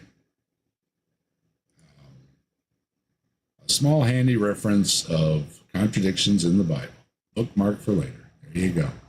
Yeah, I can bring up plenty of them. I can go, on and on and on, but I think all I really need is one for the NT and one for the OT. Zombies and magic zoo boats are about enough as far as what they're all putting out. Again, now if it's colorful language, then we open up colorful language. If we're going to say it's literal from God, whether you want to be serious literalist or a partial literalist, what do you take literal, anything along that line, then you got a problem, because you've got things that are not historical, not literal, and didn't happen. And then I'm still stuck. Is it from God or not? Doesn't seem to be. Or God is is a bumbling idiot, like people have said before, that can't seem to get his own book right. So can I handle the truth? Yeah, I can handle the truth. Do I think it's the magic zoo boat? No, I don't. So, sorry. You know what that means? It's removed from the list. And it's, what is it? It's midnight? All right. Let me find maybe one more to do here. I was hoping to get through a few, but we had some good discussions going on earlier.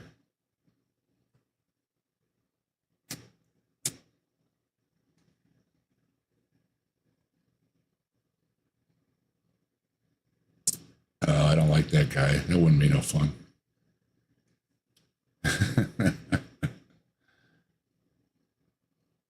Gotta be a good one here. Let's see.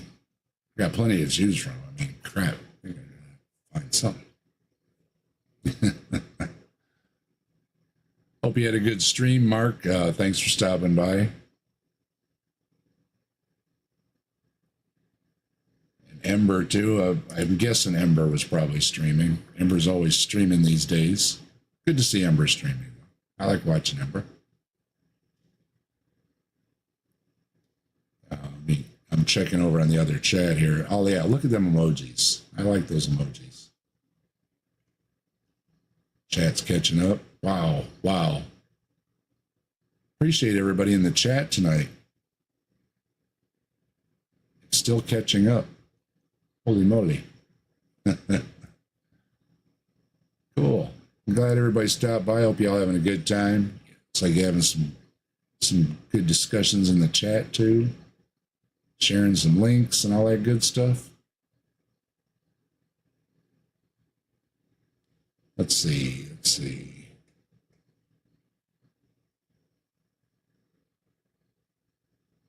All right, we'll give this one a try here, because it's interesting sounding. And in fact, a world without God ends. Oh, yeah, this guy here. Yeah, I wonder if this guy's going to try and give me a check mark. This guy's a serious jerk. All right, we're going to do this very mindfully. A world without God ends up being very similar to a world of the animals. What the heck are you talking about? We are animals. It's a classification. You're trying to say without God, how people are going to act or something like that. That's a bad argument too. And yeah, that's why I don't like this guy.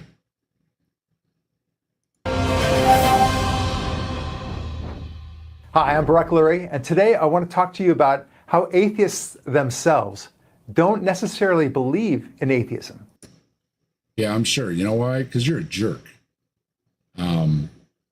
I have nothing nice to say about you. I don't like you. I don't even know why I saved this video, other than it said something about atheists. And this guy, what did he do? He tried to checkmark me, or what the heck did he do? Something.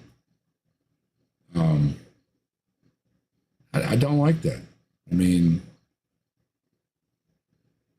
you put a video out, you got to take the criticism. Yeah, that's right. I mean that. In other words, he enjoys. Yeah, because you're a jerk. Enjoys all the benefits of a world with God, especially in America, and almost. In God we trust, which is something that came about during the Cold War. It's not the original motto or anything. Yeah, okay. Almost every other country in Western civilization, which infuses its morality from the Judeo-Christian mindset. Really? Tell me the things from the Bible that we have in our laws. about buying and selling people. That's that in there anywhere? How about graping in Minecraft? What's it cost you? 50 shekels. Women and children are property. 8 of the 10 commandments carry a death sentence. Hacking off limbs for things like theft and stuff. Of course, we all like to get stoned around here, you know. I mean, but when they talk about stoning, it's totally different. It doesn't sound any fun at all. And let's see, what else? That's about it. I can spot you murder and theft. And the rest of them are not in our laws. And a lot of them are actually barbaric ideas that aren't in anybody's laws unless it's a very barbaric country. And because of that, he enjoys the benefits of truth, of justice, of truth. Okay, here we go. Magic Zubo, no truth. Justice. There's no justice. Christianity is under grace. You can screw up your entire life and Jesus will forgive you. That's not justice. Beauty of beauty in a cursed world, supposedly a sin-cursed world. Adam and Eve lived in the garden that was all beautiful and nice and no thorns, and all the animals got along, and you could lay down with the tigers at night, and according to Ken Ham, the dinosaurs too. But supposedly everything got cursed. So there's beauty in that? No, not by your view. Everything is cursed. music, a sense of fair play. Music? We wouldn't have music if not for Christianity.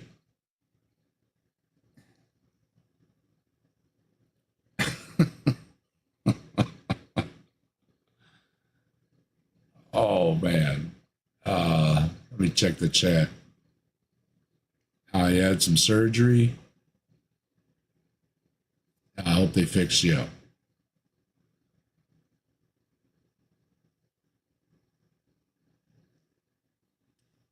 Yeah, I'm sorry. I shouldn't bring those things up. Stoning women for not bleeding the first time. Yeah, where's he getting justice from? What a joke. No, there's no justice. And I say ultimately, it doesn't matter what you do, except I think blasphemy. You can be forgiven for almost anything. You can be a horrible, horrible person all your life and be forgiven. As long as you repent. Ember says he's refuting his own argument. The presence of truth, justice, and beauty indicate falsehoods, injustice, and horrible things, the existence of which disproves his claims. Yeah. And not to mention, he's wicked and deceitful and everything in his heart or whatever. So why should we listen to anything he says? The believers tell you, we're deceitful and wicked in our hearts or whatever, something like that. And no, you're no authority. And music, I'm just not getting the music one. I mean, I can understand laying claims to some of these other things, not beauty, but music. You wouldn't have music without Christianity. All right. Fair play. Play, and for that matter, freedom and democracy itself. Oh, you're just going to skip right through them, aren't you? All right. Fair play. I have no idea what that means. That goes under justice, right? No, it's not fair. It's just not. Freedom. Freedom. Like what the slaves got, or yeah, no freedom. Not to mention, if you don't believe, you're sent to hell and everything. And it's not freedom. You do what dear leader says or else. And democracy. Well, again, you do what dear leader says or else. There's no democracy. Christianity with democracy? Let me think on that for a minute. Is there any democracy in Christianity? Let's see. Did Jesus get a fair trial? Anybody get to vote for Jesus?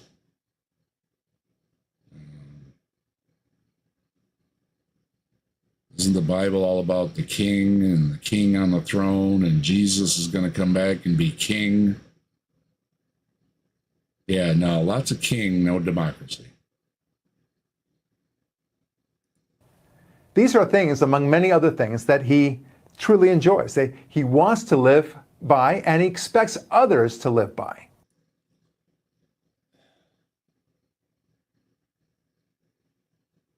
I expect people to live by rational and reasonable thoughts, and including what's best for other people. Right? I mean, don't we all want that? But the question is, why? Not you. I mean, why? Because it's for the betterment of everyone. It's a social construct. You don't need religion for it. Animals don't have any of these senses. An animal. Don't go there. Animals show all kinds of emotions. They show empathy. They show social groups. They show hierarchies. They show a not as advanced, but they do show a lot of these things that you're dismissing.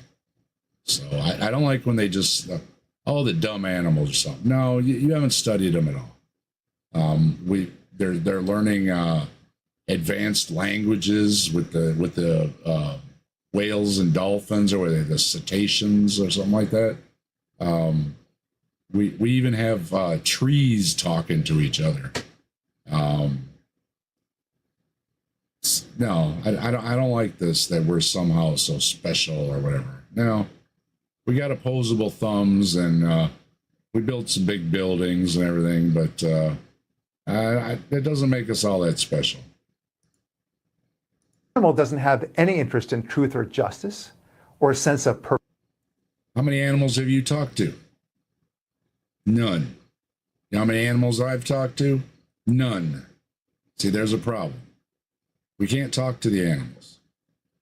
So we don't know what's going on in their minds, truly. They may be thinking, what an idiot you are. What's his name? Barack Lurie. I don't even like your name. Why don't you have a regular, normal name like John? I'm just being silly. I don't like this guy. Like I say, he tried to flag me, or I don't know, something. So I'm going to pick on him. But I'm going to wait a minute, because I'm going to make sure that I'm fair using the crap out of this. I'm making all kind of comments on it, because I got a funny feeling about this one. Purpose, or improving his life to become a better dog or a better cheetah for that matter, right? Why wouldn't they want to be a better dog or a better cheetah? I could see a dog wanting to be a better dog if that involves whatever a dog is. If it means the dog brings back a bigger stick or buries a bigger bone, well, then he's a better dog. I mean, who's to say they aren't thinking about things? I don't think anybody can say that. Now, I'm not going to say they're thinking like we are. It would be on a more primitive understanding and level and everything. But I don't know. I've seen a lot of animals do things where they were having some thoughts. I've seen animals go to people and ask for help for another animal. Something's going on in their mind. What it is, I don't know. But just to dismiss it all away, I can't agree with that. Right? That's not in their DNA. But for us, for we humans, we for some reason. Not in our DNA. You can be a horrible person. You can be a sociopath. Yeah, he's trolling. I know he's a jerk. I don't remember what it was, but he's one of the ones I was had a go around with. And I'm just a little channel. I don't know why he was giving me a hard time. Yeah, kings are selfish. I don't know where he's getting any of those ideas from. Or free speech. Yeah, there's no free speech. Yeah, they literally call him king. That's what I mean. There's no democracy. I don't know where he's getting these ideas. My dogs are family. Mine too. You know. And they have personalities. They have likes and dislikes. They have their, you know, places they like to lay and toys they like and toys they don't like. I mean, there's something going on in their head, right? What exactly what it is, you know, I can't say, but they obviously think of things and know things. And my wife buys doggy toys at the store, you know, and not every week, but the dog knows. He's got his nose over there in the bag looking for a toy. It's like, oh, she's coming home on Saturday from the store. There's bags. That means there might be a toy in there. He knows that. Now, conditioning or whatever you want to, I don't buy that. I don't think I've ever conditioned my dogs or anything. They just kind of do these things.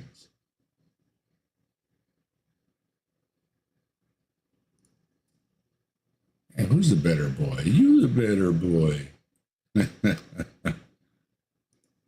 And yeah, a lot of, you know, especially folks that have dogs, they're pretty smart. They know things.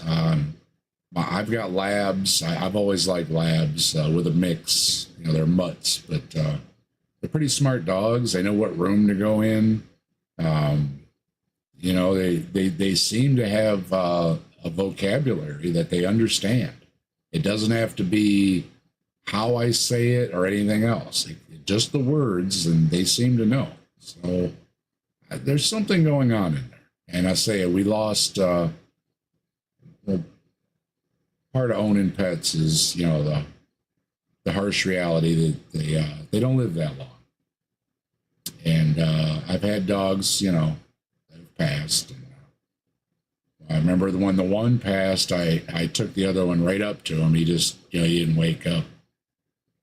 I took the other one right up to him and I said, you know, say goodbye to your brother or something like that, you know. And there's something there. I mean, you know, they give him a smell and they give him a, you know, a weird look, you know, and they know. And I don't know what's all going on in there, but I just don't like dismissing animals as dum-dums, especially because of understanding of evolution and everything. And there has to be a progression of many species that have different cognitive levels. Have this sense of a better tomorrow, of progress. But in our quest to have a better world, we really should ask ourselves, why is it so? What is a better world thing? See, again, you can go back and forth. Christians have done good things and they've done bad things. Other religions have done good things and bad things. There's atheists that have done good things and bad things. There's scientists that have done good things and bad things. Why? Again, this is a question about the betterment of everybody. And in a Christian view, I don't think they really care about anybody else but themselves. And then even within that group, they infight so much. I don't really see them liking themselves all that much either. So, you know, your phony smile aside, I'm going to disagree with you again. Why? Why do we strive for beauty and music and art? Why do we strive for it? I don't understand. Beauty's in the eye of the beholder. It's not something you strive for. I don't get that. And what was the other things? Try that again. Strive for beauty and music and art. Beauty, music, and art. I think those are all one and the same. It's in the eye of the beholder. People don't all like the same kind of music. People don't like the same kind of art. So that's all in one together. Why do we strive for truth? Why do we strive to make the world? Why do we strive for the truth? Well, it depends what you're talking about. I know what you're talking about. You're trying to say the Bible, but why do we want to know what things are true generally? Because it's good to know what's true. It's true not to stick your finger in a light socket. Okay? Don't do that. There's good reason to know these things. It's true, don't eat certain mushrooms. They're bad. These are good things to know. So there's many reasons for wanting to know true things, none of which have to have anything supernatural involved. World a better place. This is something that the atheist really can't understand. And I don't know, man. I think I got a pretty good understanding of it. The chat can can let me know if I've just totally blown it or what, but I think I understand it pretty good. Ember likes mushrooms. Not a mushroom fan, but I never ruin somebody else's feast either. If you like something, hey, enjoy. There's things I like that people don't like, and I don't understand why. So, one of them was peas. A lot of people don't like peas. I was like, really? Pretty sweet and tasty, and a lot of people don't like peas. So, yeah, that's right. More mushrooms for you, Ember. Never been a mushroom fan. My brother was, though, so there you go, right? Raised together and all that, and we like different things. French bread pizza. Oh, I like. I call it like pizza subs too. Same difference. Oh yeah, good stuff. I have those often. I got a little burned out, so I took a little break because I'm like that. I need a little break, or I get burned out on things. But I do love a pizza sub. I make pizza from scratch. I make pizza subs from scratch. Man, there ain't nothing better. Fresh bread, fresh dough, all that. Oh man, good stuff. I made pizza on the grill too. So if you like a little smoky, try making your pizza on the grill. You get the stone, it gets all hot, you put pizza on it. Good stuff. Hey, Claude, how you doing? Good to see you. I grew up on canned peas, haven't eaten them since. Yeah, well, my father used to make us eat liver and onions because my dad really loved liver and onions. He was, oh boy, I'm going to have liver and onions, right? And anybody that knows you make liver and onions, the whole neighborhood knows you're making liver and onions, right? And we would smell it. We were like, oh man, not liver and onions, And over, my dad would make it, and then he would be pissy because we didn't like it, and it would ruin his feast and everything. And I never did that to my kids. If I was making something they didn't like, yeah, more for me. Make yourself a peanut butter sandwich, right? Because this is what I'm making for dinner, and I'm going to enjoy it, and you're not going to ruin it. But my dad would do that. So it just totally ruined it, and I never cared for it, and I haven't since. But again, my brother, oh man, liver and onions, good stuff. He's making it.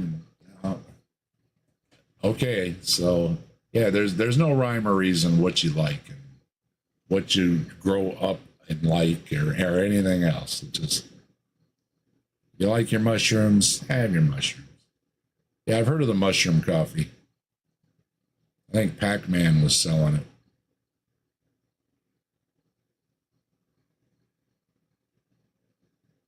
it. You got it, boiled hot dogs. Hey, I mean,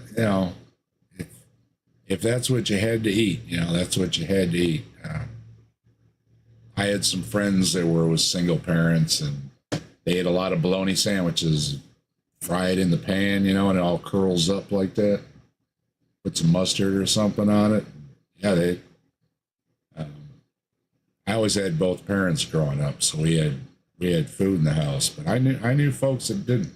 And, not always easy.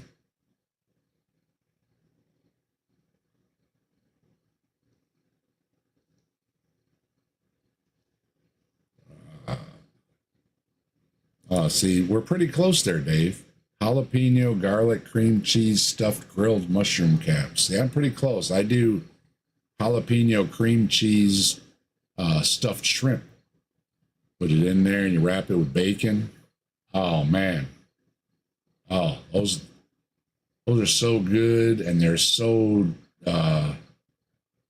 calorie ridden, or but man, they're so good. Oh, and it's got everything. It's got the salty and the greasy bacon, and it's got the shrimp. It's got its nice soft texture, and then you got that cream cheese, that cream aspect, and you got the spicy thing, and man, you just got all those things going on in your mouth all at the same time. Oh, it's so good.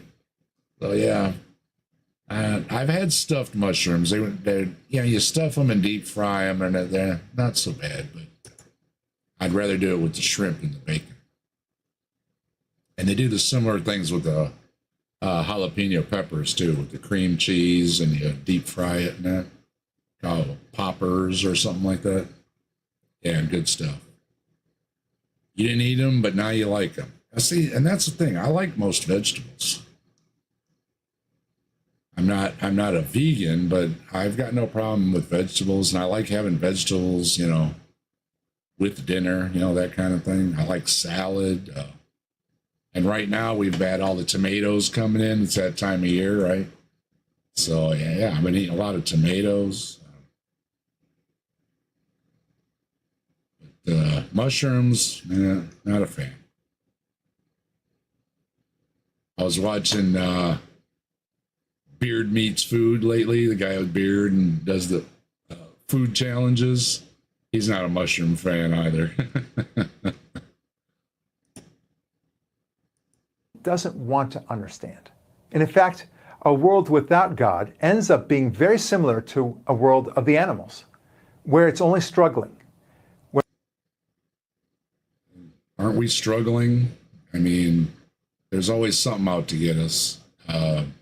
If the bus misses you, there's some bacteria out there. There's something new that somebody's sneezing on you. There's all kind of parasites. There's a long list of things. Life is a struggle. I don't. What are these? Some elk or reindeer or something out there in the snow. But that's where they live. I mean, they've managed to get along in the snow. Okay, I don't see your comparison. There's people that live in cold places too. So, yeah. Okay, there's places that have snow. I don't really the struggle thing. Okay, because they live out where there's snow, but people that live where there's snow aren't struggling. Where you only have 3 central missions in your life: to eat, to not be eaten, and to mate.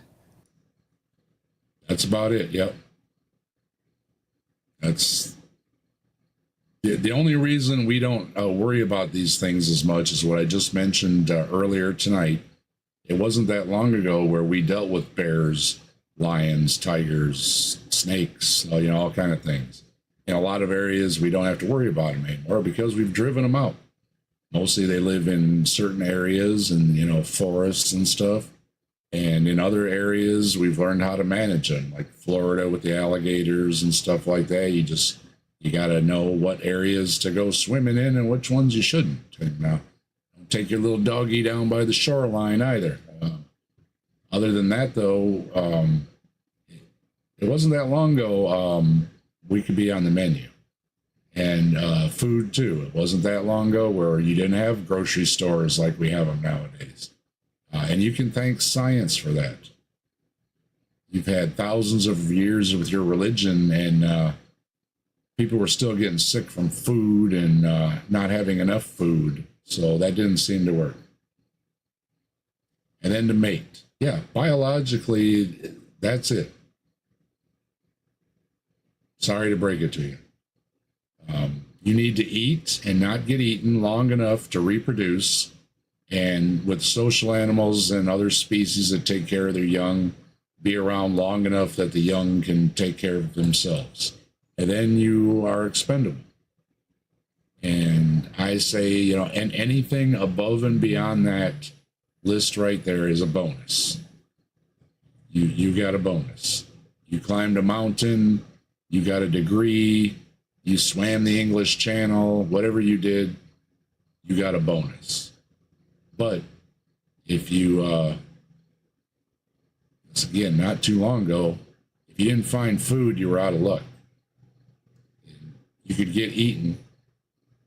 And if you didn't reproduce, we wouldn't be here. So luckily, we have a high drive to reproduce. And that seems to be driven by nature, too. Lots of things like hormones and, how people are shaped, especially the ladies, and sexual selection. If you have big, beautiful feathers or something, or all those kind of things, it's very important to mate, yes. But the reason we have extra things is because of us being a social species, having enough time to have other people watch your back, other people gather food, other people prepare food, everybody working together as a team. And then up until just very recently, within a few hundred years, having enough food and not getting eaten have just been taken off the list. So we're living in a really great time now. I can go to the grocery store right now and get whatever I want to eat. Wasn't that long ago you couldn't do that. Even a few generations ago, the stores didn't have a lot, and you didn't have the modern refrigeration and everything else that we have. So, you're just a little high and mighty because you're in the 21st century. But giving all the credit to a religion that's been around for 2,000 years that didn't do anything, didn't help us with any of those things. In fact, as far as the mating thing goes, religions have a lot of problems with people getting busy. So you might have to take that one off your list.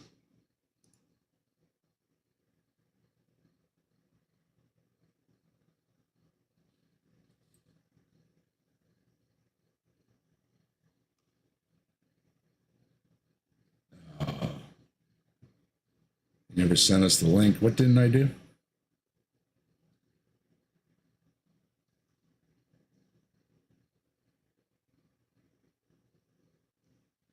Adam was Randy.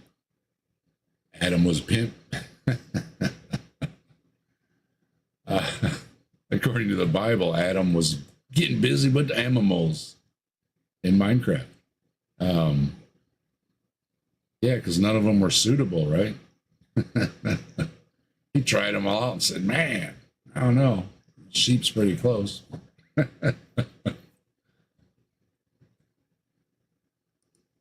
Yeah, we still got things, right? Bears and hippos, gators, leopards.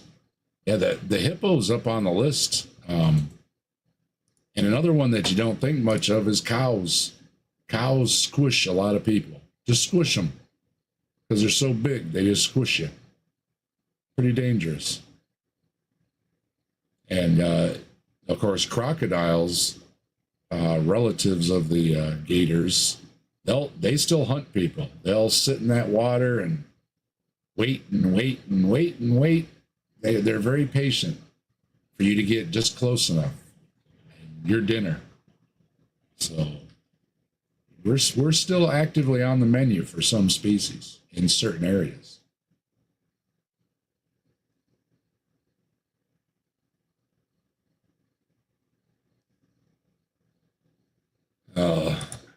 Something sweeping across China. I'm sure the people here will sneeze all over me and give it to me.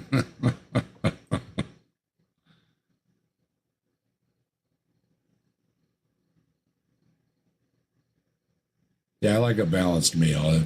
That's how I grew up, having the different things. And my father used to say, pizza's not a meal. And now I figured out what he meant. There's something lacking when you have pizza. You need something to go with it. My dad was right. Sometimes they're right,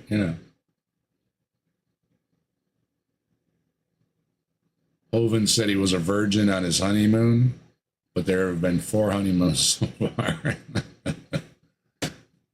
That dude gives me the creeps. And people like that, they give you the creeps, and then you're like, you got to wonder if the people that were with them got the creeps too. It's just like,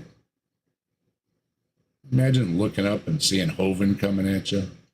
Yeah.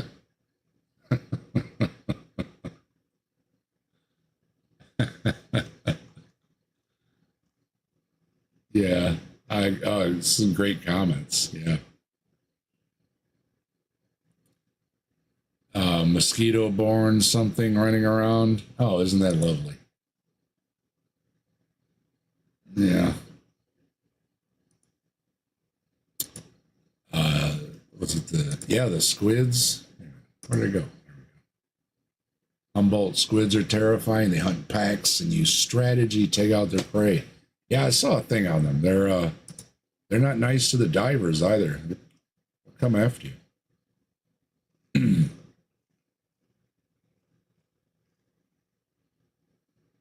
All right, let's see what he's got in the end here.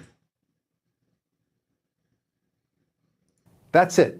If you want that world, well, then be an atheist. But if you don't accept that world, if you don't think that's what your purpose in life is, then maybe you're not an atheist. You're not making any sense. I like all these things of a better world and all that. And I totally disagree with you that other species don't want a better thing. Species, they build a better nest. They build a better shelter. They've been a cave. They dig a better burrow. These things have all been through evolution to like bird nests, right? They've come a long way. Some of them are pretty fancy. And so, again, I totally disagree with you that species just want it rough. I think any way they can make it better for themselves, they would take the opportunity.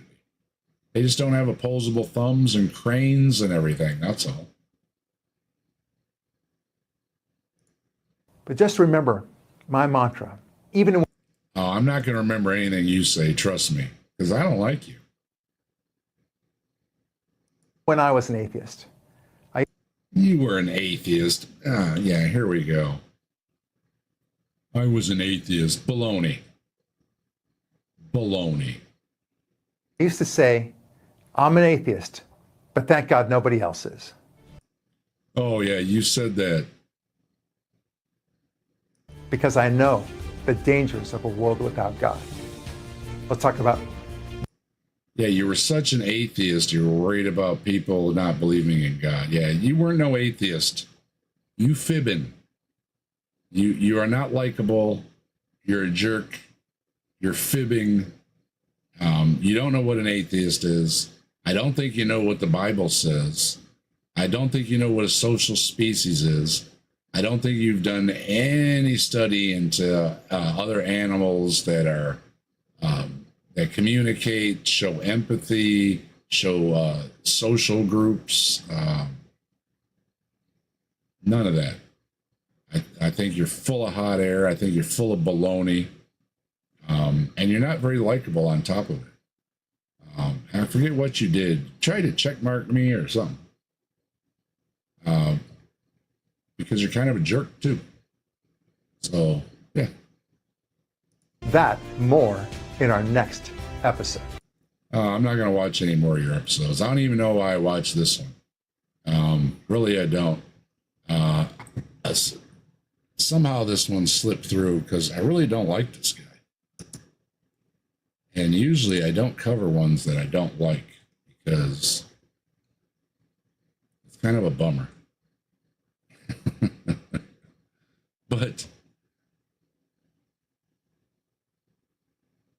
yeah, I'll take it for what it is. If you don't like what I had to say about him, watch some of his other stuff, and you probably won't like him either.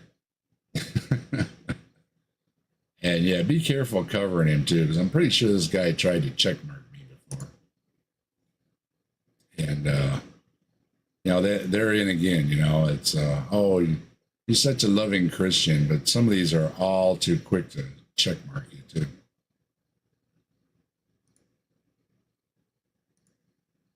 Take that back down. Because I am done with that. There we go. All right. I think I've gotten through my list for tonight. I want to thank everybody that stopped in tonight. Mike was here. Mike, I hope you have fun on your little excursion. Scott was here. He's going to babysit in the morning, have fun with the grandkids. Simos was here. Simos hopefully is resting, getting good night's sleep. Skeptic Philosophy joined us. Thanks for joining us. I thought was there somebody else? I think that was it. But yeah, thanks everybody for joining tonight. Like I say, I put an open invite out on Tuesdays for the night watch. Sometimes I'm here by myself like I am right now. Sometimes there's a bunch of people here. Sometimes there's just one person here. You don't know what it's going to be because I just play it by ear. I let people know I'm going to be on. And if you want to stop by, it's cool. If not, I'll see you another time because, yeah, this is supposed to be a relaxed environment. Like Tilting Windmill says. Now it's kind of got that Cheers vibe, right? So, yeah, we're not going to give anybody a hard time for not coming or whatever. It's all good. Yeah, ciao, everyone. Thanks, Jill. Thanks, Stop the Stupidity. As always, thank you, Tilting Windmill. Thank you, Jester. You know it's bad when someone is laid back as Dave is mad. Yeah, some of these people I just don't like. And I will say so. They say, you know, that I generalize and all that, or that atheists generalize. That's like, I try not to do that. But if there's something specifically that I don't like, or a person that I specifically don't like, I will call them out. Objective Ethics, thanks for being here. Mighty Philbert. Ember, thanks for being here. Bob, thanks for stopping by. Fox, good to see you. Jester. Dave. The Daves are here, man. What was Claude? Claude said both Epstein and Hovind managed to get jobs teaching school science. Both had no qualifications in the field. I know that's worrisome, isn't it? We got Tropical Storm is coming. I hope everybody's safe. If you're in the track of anything like that, you know what to do. Take the proper precautions. Watch out for the skeeters. And once again, thank you, Standard Deviation, for the gift memberships. Thank you, Jester, for the super chat. Much appreciated.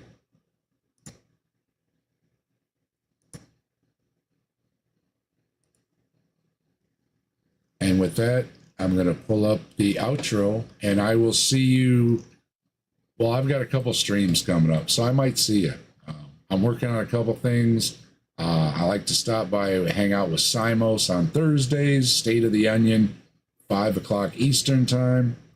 I also like stopping by Slim's channel. He said one of these days he's got something with the cryptids, so I might be over there for that. And then we'll be back Saturday for Saturday Night at the Atheist, like we do every week. And coming up, got a couple more weeks. It's going to be our 1 year of doing Saturday Night at the Atheist with yours truly hosting. I'm like third, fourth generation of Saturday Night at the Atheist, so I'm honored to be continuing the tradition, and I hope everybody can stop by then. And yeah, until then, hey, everybody take care. Have a good one. Have a good evening. Have a good morning. Have a good day. And let me get this dropped off. And yeah, and one more time, I love you, baby. Thanks for hanging out with me all these years. I appreciate it. And thank you all for hanging out with me too. Hey, Skeptic, yeah, we're wrapping things up. Thanks for stopping in. And yeah, I'll see everybody soon. All right. Under the moon where shadows play, a channel lights the calm relay. Stories unfold in the softest sound. In the night watch, we're tightly bound. A cozy vibe whispers through the stream, like drifting slow inside a dream. Conversations linger late and free. The night watch is the place to be. Hang out here beneath the glow, where time moves gently, hearts all flow. Secrets shared in a soothing tone. The night watch feels like home.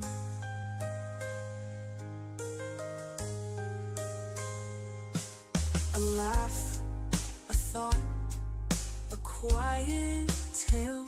The night breathes slow, we set our sail. Through every chat and every laugh, we weave a stream, a timeless path. Stay while the stars are bright, each word a spark that paints the night.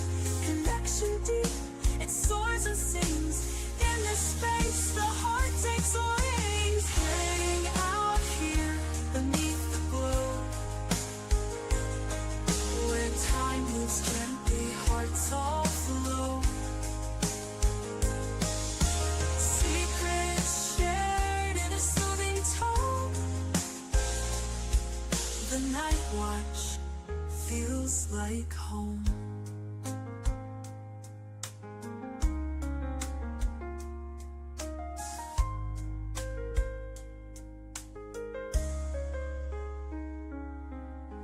Hang out here beneath the glow,